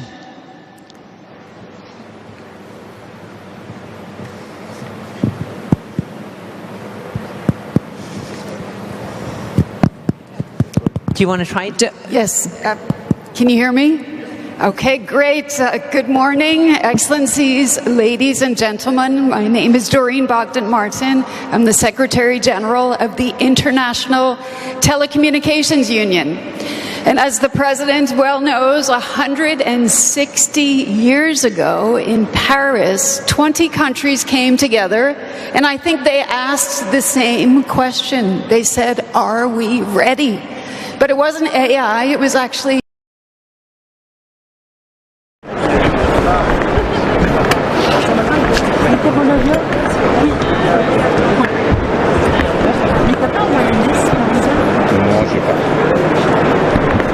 Mr. Guterres, Secretary. So I'm delighted to be moderating this closing panel of such a fantastic summit, one that I think has given us a sort of glimpse into a future where artificial intelligence can drive progress for people and for planets in unprecedented ways. As we saw, we have a room of optimists here, many people filled with hope, as am I, to see how we can use artificial intelligence to eradicate disease, to boost food production, and also to revolutionize how we learn and how we work. But is humanity prepared for an AI-driven future that feels like it's coming at us faster than ever before? And to help us answer that question, I have the great honor of introducing someone who deeply understands both the challenges and the opportunities of artificial intelligence and how it is already transforming our world. Someone whose vision and foresight led to the adoption of the Global Digital Compact.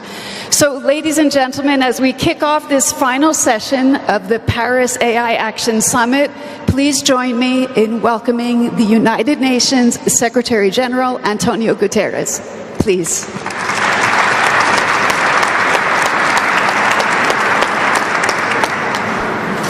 Excellences, chers amis, permettez-moi tout d'abord de remercier le président Macron et le Premier ministre Modi d'avoir organisé ce sommet pour l'action sur l'intelligence artificielle. Chers amis, allons droit au but. Regardons le monde qui nous entoure, au-delà de tous ceux qui sont dans cette salle. Notre réunion pose une question.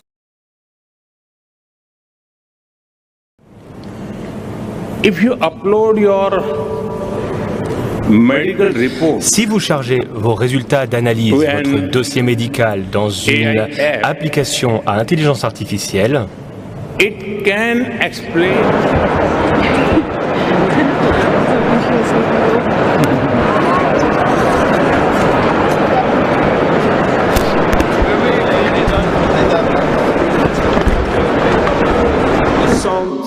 Qui révolutionne notre monde. Transformons nos modes de vie, de travail et d'interaction.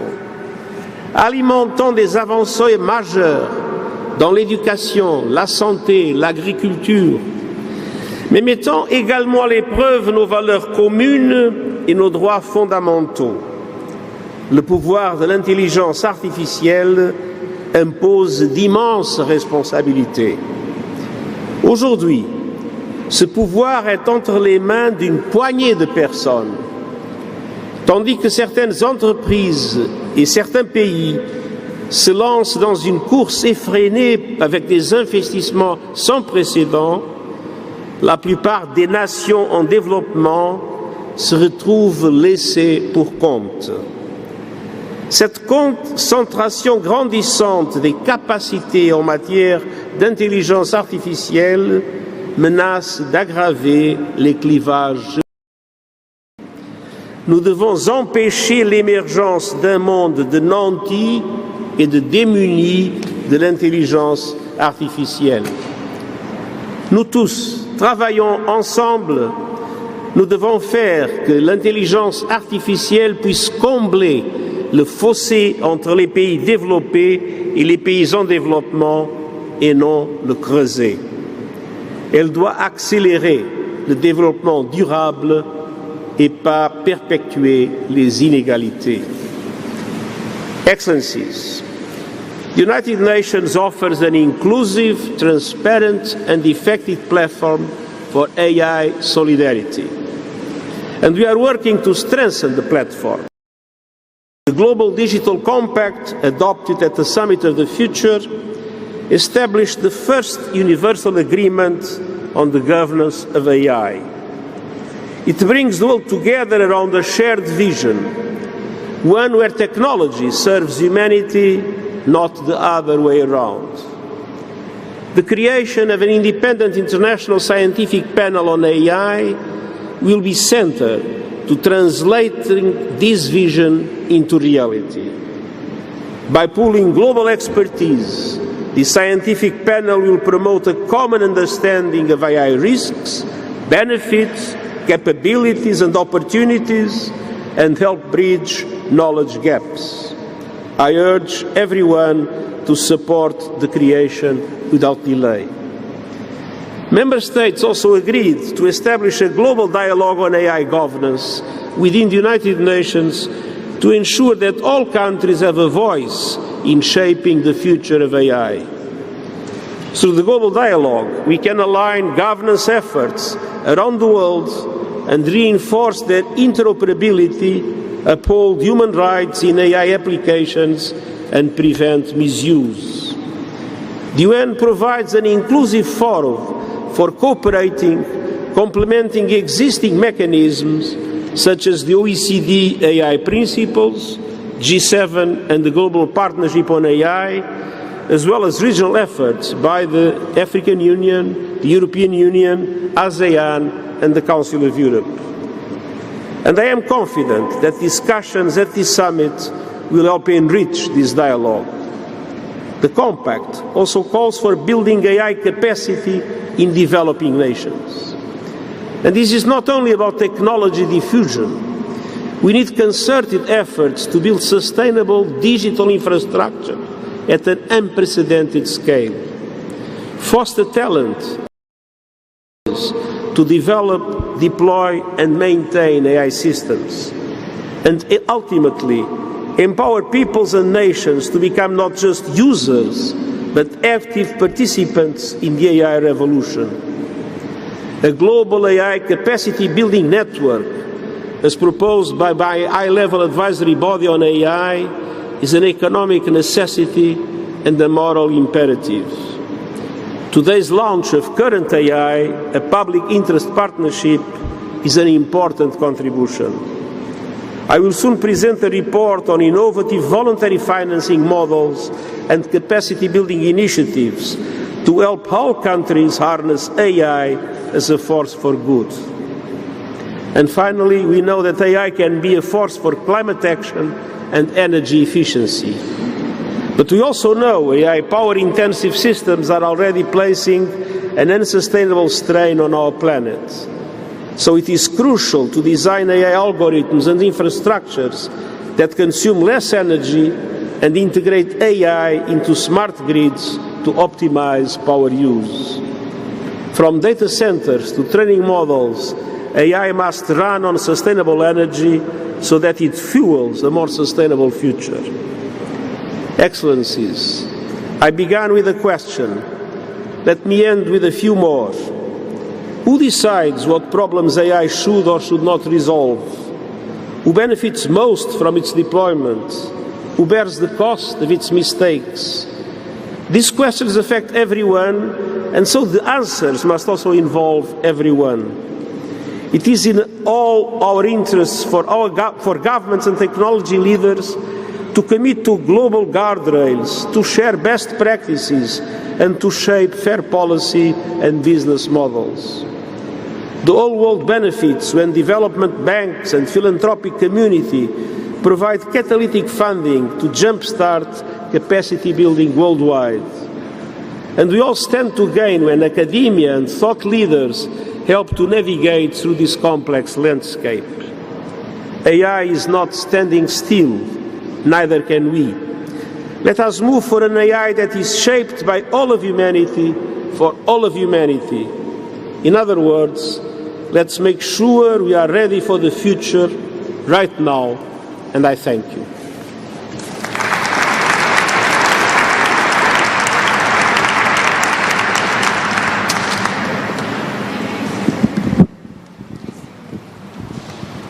Secretary General. Ladies and gentlemen, you heard the Secretary General. We urgently need to get ready for the future and make sure that AI is shaped by all of humanity, for all of humanity. To help us do that, I'm joined by an incredible group of 3 panelists, and I'd like to introduce them to you now. Right, His Excellency Prime Minister Orpo, the Prime Minister of Finland. To my left, we have Dr. Fatih Birol, the Executive Director of the International Energy Agency. And back to my right, we have Madam Soo-yeon Choi. She is the CEO of Naver, South Korea's largest internet company and provider of digital services, from search to robotics, cloud solutions, and of course, AI. So, Prime Minister, let me start with you, and if you could share with us some of the challenges, some of the opportunities you have seen in Finland to try to scale artificial intelligence so that it benefits all. Prime Minister, over to you. Thank you so much. Your Excellencies, let me first extend my thanks and congratulations to President Macron and the government of France for making this summit reality, and also to Prime Minister Modi co-hosting this very important summit. This is a landmark effort for building consensus on global cooperation on artificial intelligence, and it is an achievement already how you are gathered, so many of us here. And I want also to recognize the important role that the United Nations plays in building global consensus on these matters. Thank you very much for your speech, Secretary General. As a Prime Minister of Finland, I saw huge potential on AI, potential to strengthen our welfare and security, to boost sustainable economic growth. But as a first answer to your question, how have we solved the challenges in scaling the use of AI in Finland? So we have invested in the infrastructure we need to harness the benefits of AI. In Finland, we have decided already years ago that AI is a national top priority for us. It is also top priority to my government. In Finland, we like concrete actions, and we have increased our already high public investment to research and innovation during my government. We are going to reach 4% of GDP by 2030. As the field of AI is developing rapidly, we have decided to keep investing in first, enabling infrastructure, second, access to quality data, and third, world-class supercomputers. We are also building competence through attracting, educating world-class talent. Recently, we have invested additional funding to launch a European Elias AI Institute in Finland. These issues should also be priorities for Europe. As we know, Europe as a whole is behind its key competitors, and we need to step up our game. We need to strike a balance between regulation and innovation and make sure that we don't create additional obstacles for the beneficial usage of AI. In Finland, we have many world-class companies in addition to a growing startups ecosystem. These include Finnish-French Nokia, which invests heavily in AI-powered networks, and the elevator and escalator operator KONE, known for AI expertise such as predictive maintenance. I see AI being closely connected with protecting rule of law and democracy. We need AI that is aligned for our values. This is where international cooperation in AI governance is critical. The point is public-private partnership. As a small country, we can be fast and cooperate flexibly across sectors. Our national AI strategies have always been prepared in close collaboration with all stakeholders. This is natural for us. In our case, public and private sector investments are coming together to take AI research and application in Finland to the next level. Finland was recently chosen to host one of the 7 European AI factories, and we are already working to build next-generation pan-European supercomputers through Lumi AI. Serious investments in quantum computing are also taking place in Finland. Our context also means we can quickly launch pilots and experiments. For example, we are now looking for using AI for legislative drafting. And thirdly, sustainable AI. We must find ways to address the energy efficiency demand for AI in a sustainable way. Finland is home for one of the most eco-efficient data centers in the world, running on green energy. And the heat generated is circulated back into the community. This is part of circular economy where resources are not wasted. And finally, Mr. President Macron and Prime Minister Modi, here you are showing the way forward, and it is very crucial for all of us that you are holding this summit here. We are happy to support the Sustainable AI Coalition. This is an excellent way to raise standards for more sustainable AI. Thank you.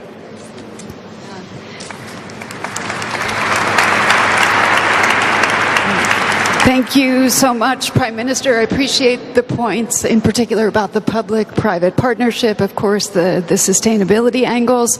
I'm sure many leaders in this room can relate to the way you describe the Finnish experience and how you have tried to scale artificial intelligence in ways that benefit all citizens and all communities. So thank you so much for that. That brings me to my next panelist, Dr. Birol, the Executive Director of the leading authority on energy, the International Energy Agency. So, Dr. Birol, if you can share with us a bit why it's so important that we understand and we need to make the link between energy and technologies like artificial intelligence, and also how IEA is approaching the AI revolution in your work. Please, over to you.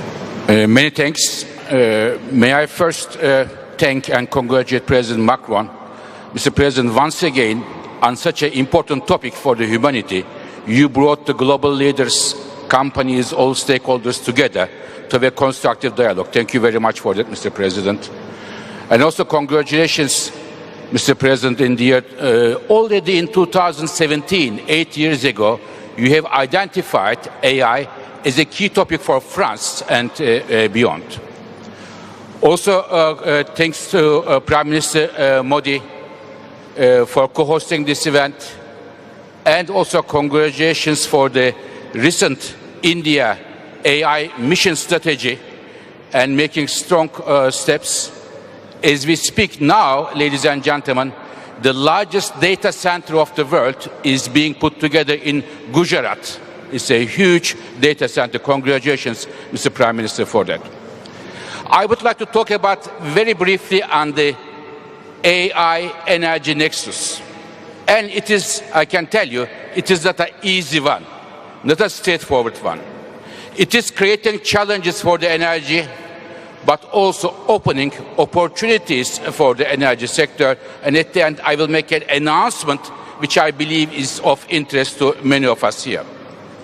So, first the challenge.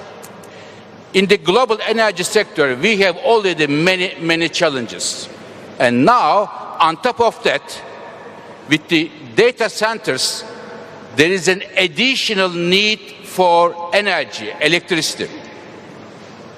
There is no AI without energy. Just to put in a context, one medium-sized data center consumes electricity as much as 100,000 households. Just to give you the context, so much electricity is needed. And AI companies, rightly so, want to have secure electricity, affordable electricity, and sustainable electricity. Therefore, the countries that have the electricity supplies secure, sustainable, and affordable, they are one step ahead of the others because they are ready. Now, when we look globally, as we do in the IEA, we already see the electricity demand trends being impacted with the additional demand coming from data centers. But the problem is the following, dear colleagues. A data center you built in less than 1 year, but a transmission line for electricity you need about 5 years to build. There is a decalage, there is a gap of time between those two, and how to make sure that the governments, tech companies, and the energy industry work together is a key challenge for all of us, and it's a key topic for this meeting as well. We look at all data centers investments in the world which have the FID for the next 5 years. Thousands of them are going to be built. And we look at the electricity supplies coming, and there is a significant gap which may delays or cancellations of some data centers project. So this is the challenge in front of us, of the governments finding electricity for the data centers in a clean way, in a secure way, and in an affordable way.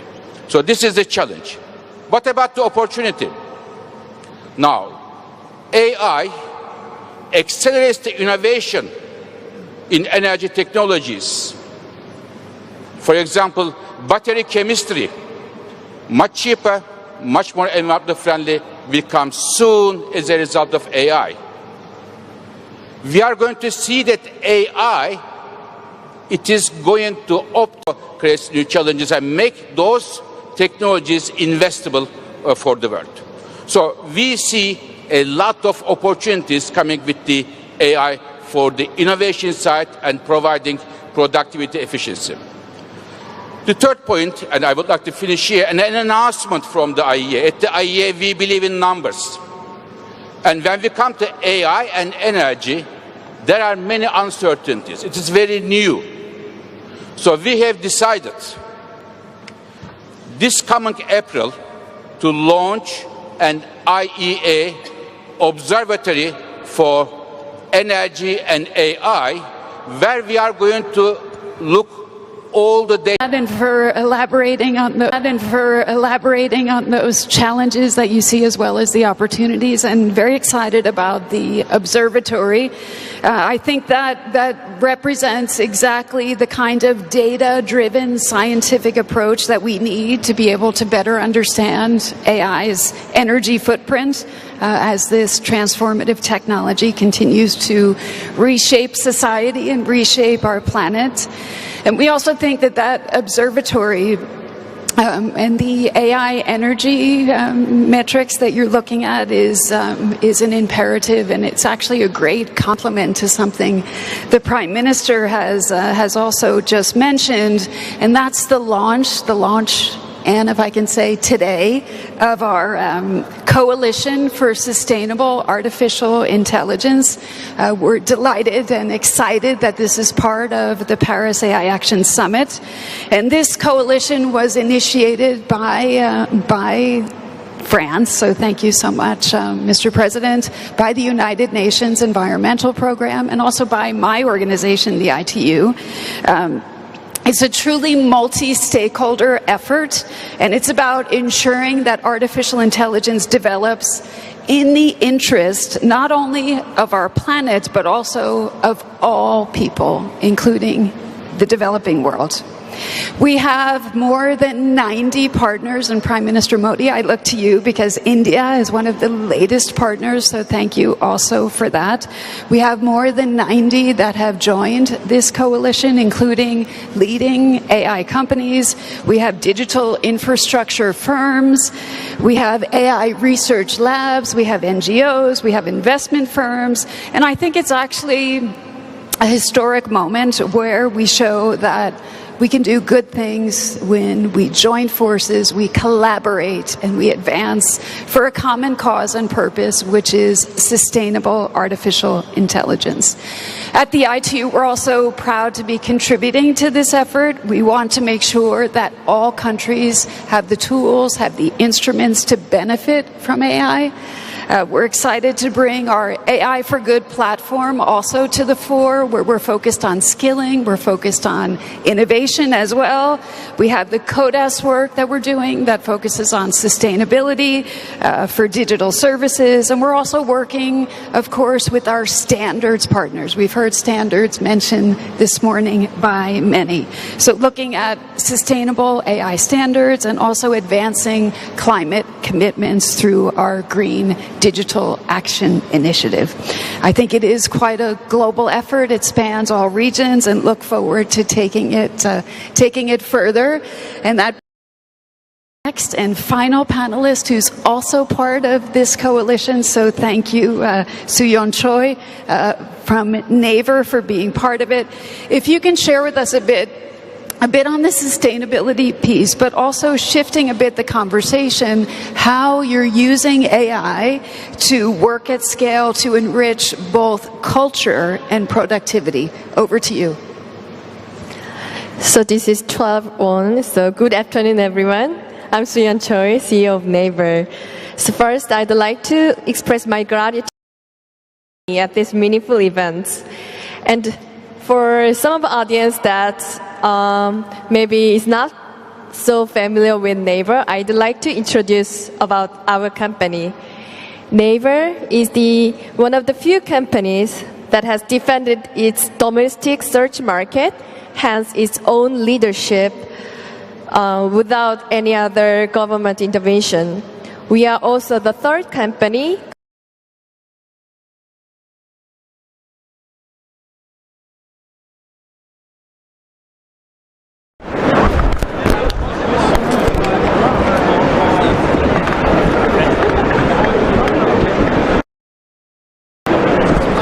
fintech, contents, and cloud as well. This is very interesting. Today's topic, are we ready for the future? It is the question. It is all of our employees has it in our mind, because we are not as big as global giant, but we successfully survive for now. For Naver, diversity is one of our most important values because we are the search engine. So if you ask me how we survived, I can answer that because we are always serious at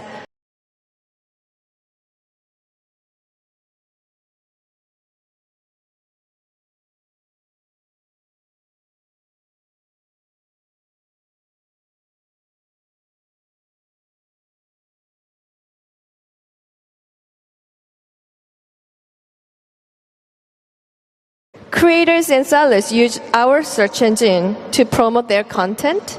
Users can find the information they want while sharing information and communicating with each other.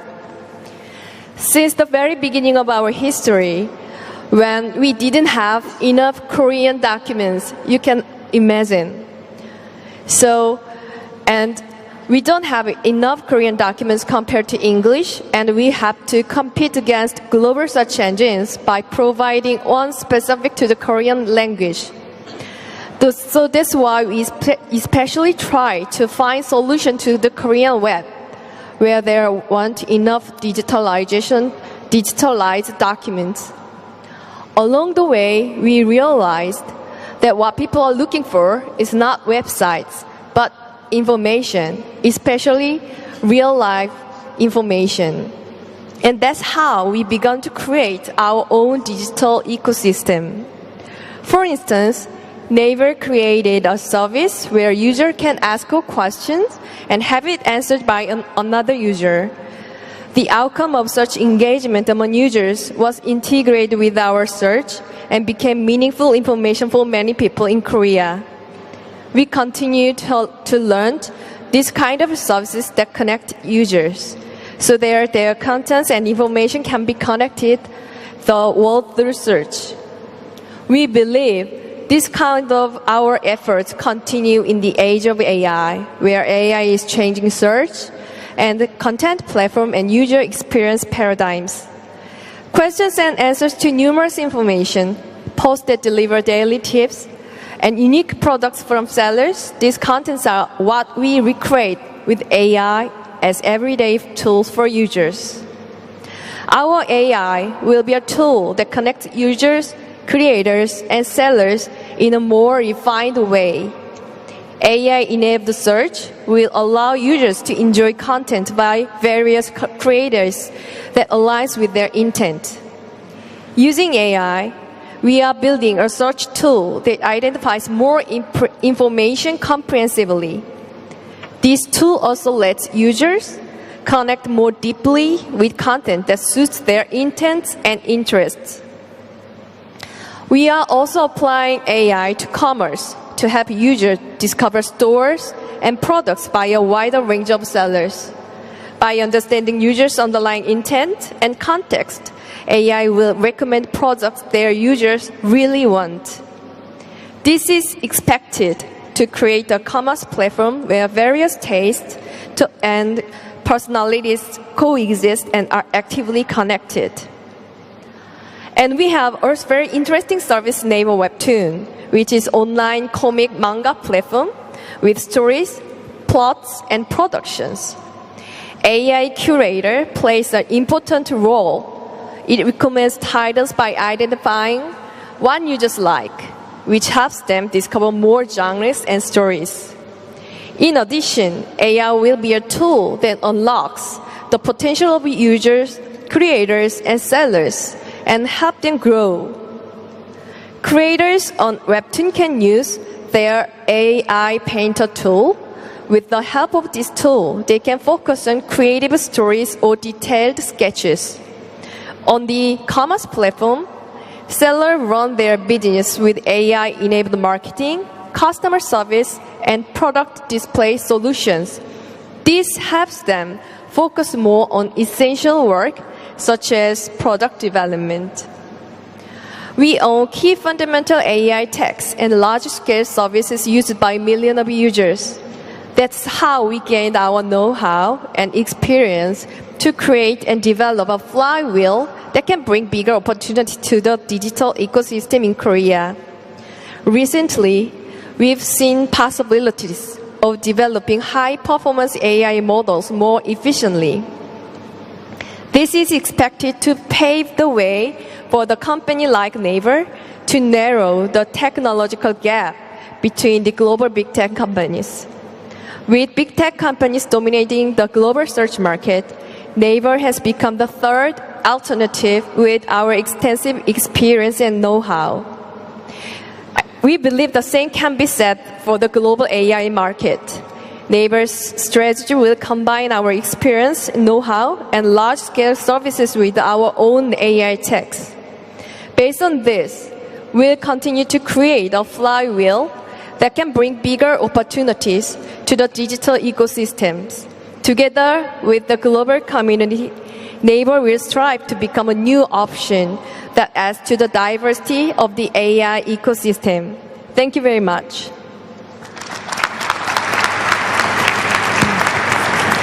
Thank you. Thank you so much for sharing the Naver story and how you leverage the local context to create such a thriving digital ecosystem. Thank you for that. So, ladies and gentlemen, we started this session with a question. Are we ready? The UN Secretary General made it very clear we must be. And I want to thank my three panelists. Thank you for sharing how we can get there and how we can do it sustainably. Thank you for that.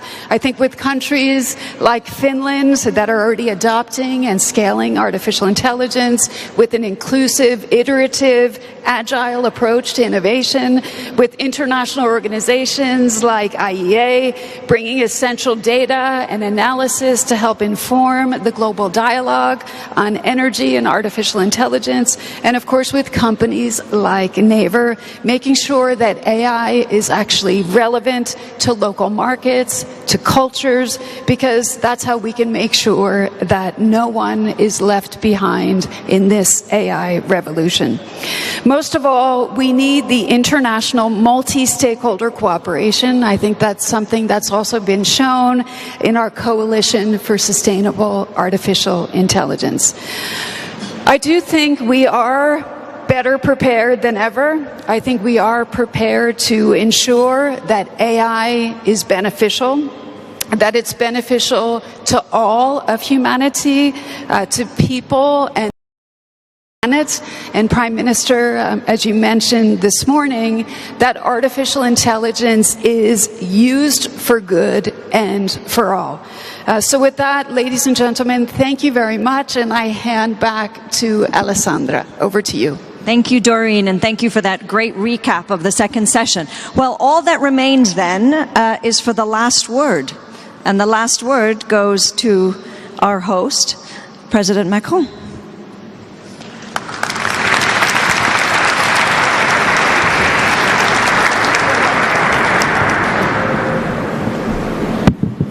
Bien, chers amis, merci beaucoup. Merci pour votre présence, votre participation pour ces journées et ce sommet de l'action. 700 participants du monde entier se sont retrouvés. Et merci pour avoir dessiné ce qui ressort et ce qui a émergé comme étant les actions de Paris pour l'IA, qui, nous l'espérons avec mon ami le Premier ministre Narendra Modi, avec qui nous avons co-présidé cette une base solide pour l'avenir. Ce sont au total plusieurs dizaines d'engagements, une centaine de décisions, d'initiatives et de coalitions sur des sujets extrêmement variés, mais qui nous permettent d'embrasser les défis évoqués durant tous les travaux. Alors, je ne prétendrai pas ici résumer la totalité de ce qui s'est dit, mais je voudrais au fond essayer de tirer 3 lignes de conviction. La première, c'est que nous sommes tous convaincus que nous sommes dans un moment d'innovation et d'accélération. Et c'est pourquoi il y a eu tout au long des débats, on l'a encore vu aujourd'hui,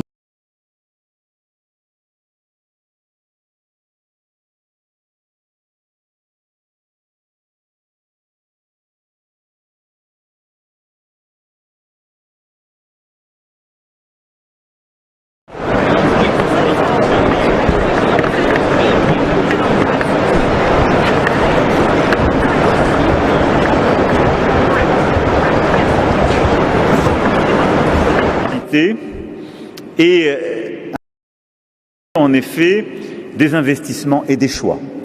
À l'occasion de ce sommet, nous avons pu annoncer 109 milliards d'investissements privés, internationaux et français dans l'intelligence artificielle en France. Et tout à l'heure, la présidente de la Commission européenne a annoncé 200 publics et privés dans l'intelligence artificielle en Europe. Ces 2 chiffres montrent quelques semaines après les annonces faites par d'en être. Nous voulons continuer d'investir dans les talents, c'est-à-dire la formation de nos jeunes, la création de plus en plus de postes de recherche et de postes universitaires. Nous voulons investir dans les données, leur consolidation, un cadre aussi sûr d'accès à ces données, je vais y revenir. Nous voulons investir dans les data centers et la présidente de la Commission a annoncé ce programme en cours de création de data centers à travers l'Europe pour la recherche publique et les start-up. Nous avions dans la défense et la sécurité, plusieurs grands groupes français internationaux ici présents ont conclu des partenariats importants pour justement signer avec des nouveaux acteurs de l'intelligence artificielle ces partenariats et saisir ces opportunités. Nous sommes au fond convaincus que l'intelligence artificielle va nous permettre de mieux apprendre, de mieux nous soigner, de mieux travailler, de mieux vivre au fond dans nos sociétés. Et c'est un sujet, oui, de compétition, d'innovation, de souveraineté, mais nous sommes à un moment d'innovation et d'accélération. Le deuxième message, c'est au fond comment bâtir la confiance. Et je crois que pour sortir du dilemme risque-opportunité, pour éviter tout de suite aller vers la régulation qui s'impose et qui pourrait bloquer l'innovation, le défi qui nous est tous posé, et il est évidemment au gouvernement, mais à la société civile, aux acteurs privés, aux grands investisseurs, c'est de savoir comment la confiance à l'égard de l'intelligence artificielle et de sa diffusion est maintenue. Parce que ce sera la clé de sa réussite. Si nous cassons cette confiance, eh bien, l'intelligence artificielle divisera le monde. Si nous cassons cette confiance, alors elle ne sera pas adoptée par des tas et des tas de secteurs, et vous verrez que dans quelques années, on aura beaucoup de nos compatriotes qui diront « on n'en veut pas chez nous ». C'est une source, au fond, de mal-vivre. Et qu'est-ce qui va fonder cette confiance ? D'abord, c'est un accès juste et ouvert. Et la question de l'accès est décisive. L'accès international, c'est pourquoi je tenais à ce qu'il y ait plusieurs représentants du continent africain, latino-américain et pacifique. Et je crois qu'il faut qu'on veille tous à ce qu'il y ait un juste accès à ces innovations de tous les continents. Et je crois que ça correspond vraiment à ce que nous portons avec le Premier ministre Modi de cette troisième voie qui consiste à dire, au fond, nous on ne veut aucune vassalisation, mais on veut aussi qu'il y ait un accès juste et ouvert de ces innovations à toute la planète. Et je ne crois pas dans cette division du monde entre un Sud et un Nord qui se regarderaient en face à face. Je pense qu'un des défis, si on veut qui est la confiance justement dans l'intelligence artificielle, c'est de s'assurer de l'égal accès de tous les continents à ces innovations. Et c'est un défi qui touche le public comme le privé. C'est le même défi que nous avons dans nos sociétés. Il ne faut pas laisser s'installer une division entre certains, les plus âgés, les plus vieux, certaines parties de nos territoires dans l'accès à l'intelligence artificielle. La deuxième chose, c'est la qualité des données. Si on veut qu'il y ait de la confiance dans l'intelligence artificielle, il faut qu'on puisse avoir, de manière progressive, de plus en plus consolidée, des données de qualité et qu'il y ait des tiers de confiance qui puissent progressivement les certifier. Le troisième élément, c'est qu'on veut des modèles, je le disais pour l'accès ouvert, mais pluriels, pluralistes. Nous sommes différents, cette salle le montre. Et l'exemple pris par le Premier ministre Modi tout à l'heure du droitier contre le gaucher pourrait se décliner à l'envi. Et donc on veut des modèles qui s'entraînent sur des sources ouvertes, on veut des modèles pluriels, et on veut en quelque sorte une intelligence artificielle qui nous ressemble. Et c'est pourquoi l'open source, le pluralisme des modèles, l'ouverture des bases de données pour entraîner ces modèles, la diversité donc de ces derniers, la transparence aussi des algorithmes, sont des éléments clés d'une confiance dans l'intelligence artificielle. On veut également un respect de la vie privée. Ça a été très bien rappelé hier soir dans nos débats.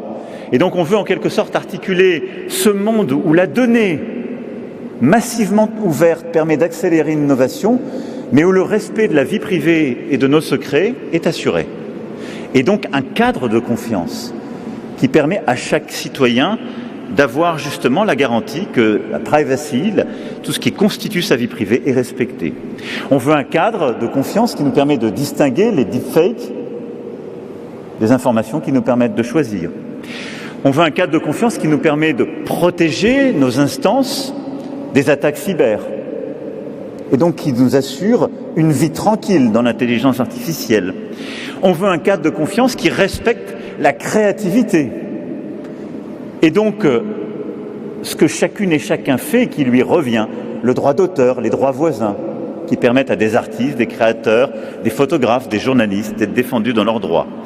On veut un cadre de confiance qui évite une utilisation de l'intelligence artificielle pour le contrôle de masse ou la destruction d'autrui, et donc ce qui est le cœur même de l'ordre public dans lequel nous vivons. Et on veut un cadre de confiance qui articule une intelligence artificielle si gourmande en énergie et notre souci de la planète et de la biodiversité. Et donc on a besoin de favoriser une intelligence artificielle qui va chercher de l'électricité décarbonée et surtout des modèles beaucoup plus frugaux qui vont nous permettre d'utiliser moins d'énergie. Ce que je dessine là, en quelque sorte, ce sont les communs, les piliers, et ce ne sont pas le problème des autres. En quelque sorte, un problème que les innovateurs renvoient à tous ceux qui auraient à gérer le reste. Ce sont des problèmes natifs de l'intelligence artificielle. C'est ce qui fait que nous aurons confiance ou pas dans l'intelligence artificielle, qu'elle viendra s'inscrire dans nos vies, dans la manière dont nos pays se tiennent, nos peuples vivent et l'ordre international peut se tenir. Et donc cette notion de confiance et les quelques paradigmes, les quelques principes que je viens de livrer, c'est le cadre dans lequel nous devons nous inscrire. Alors, nous avons lancé des premières coalitions et actions concrètes pour y répondre. La Fondation Current AI, elle y répond.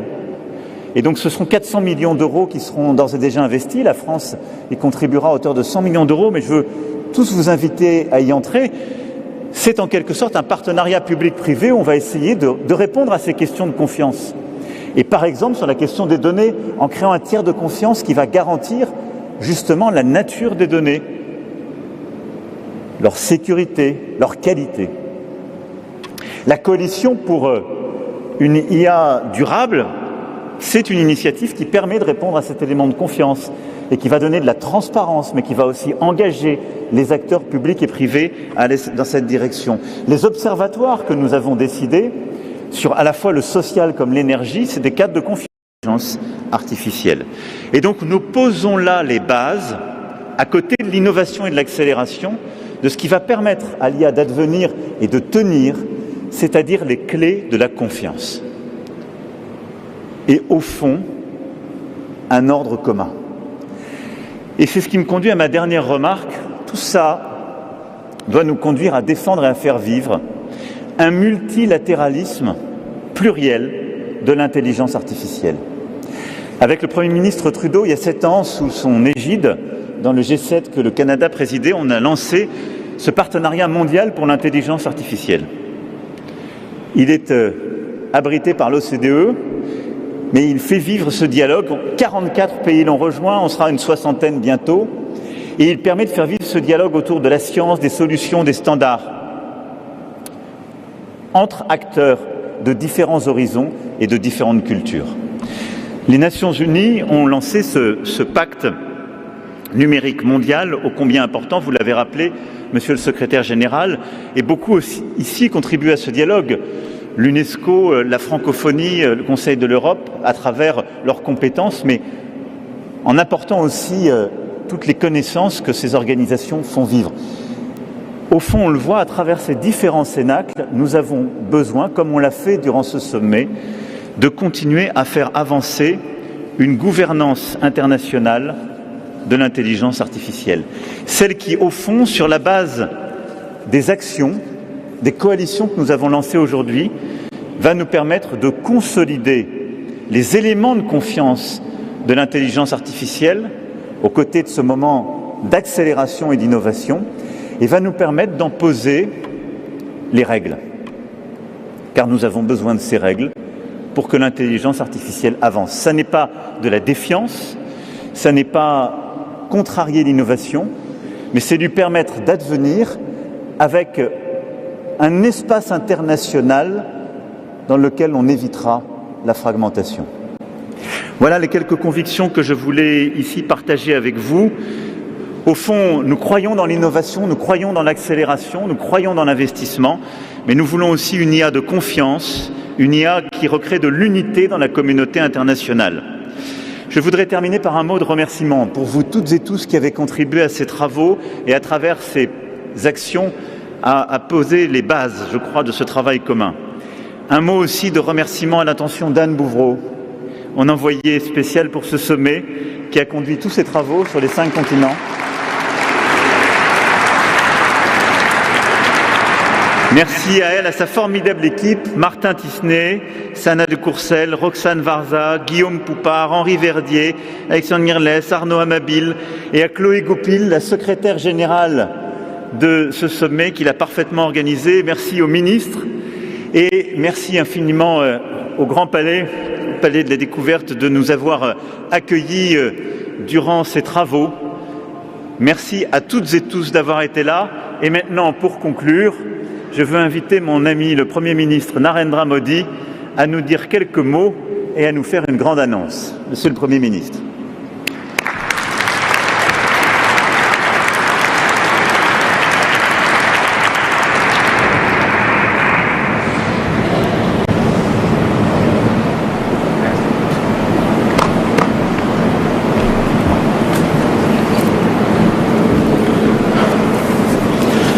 Friends,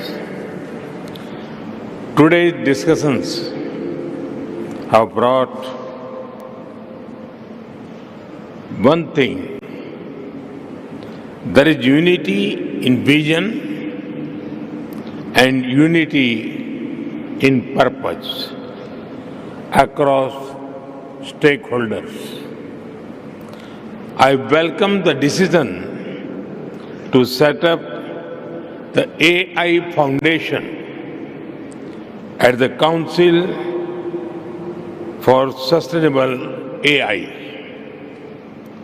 I congratulate France and my dear friend President Macron for these initiatives and assure our full support.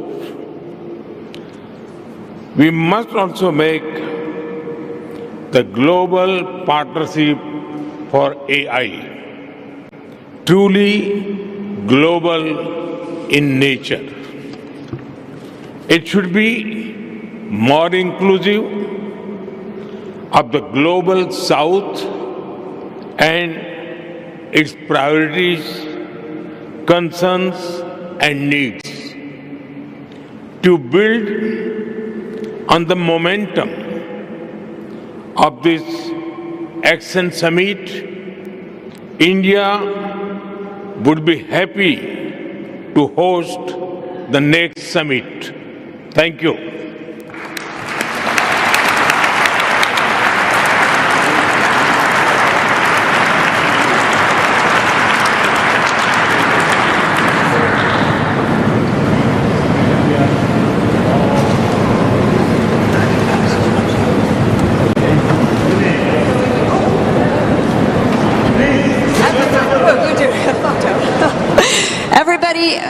Everybody up for a group photo with the co-hosts, please.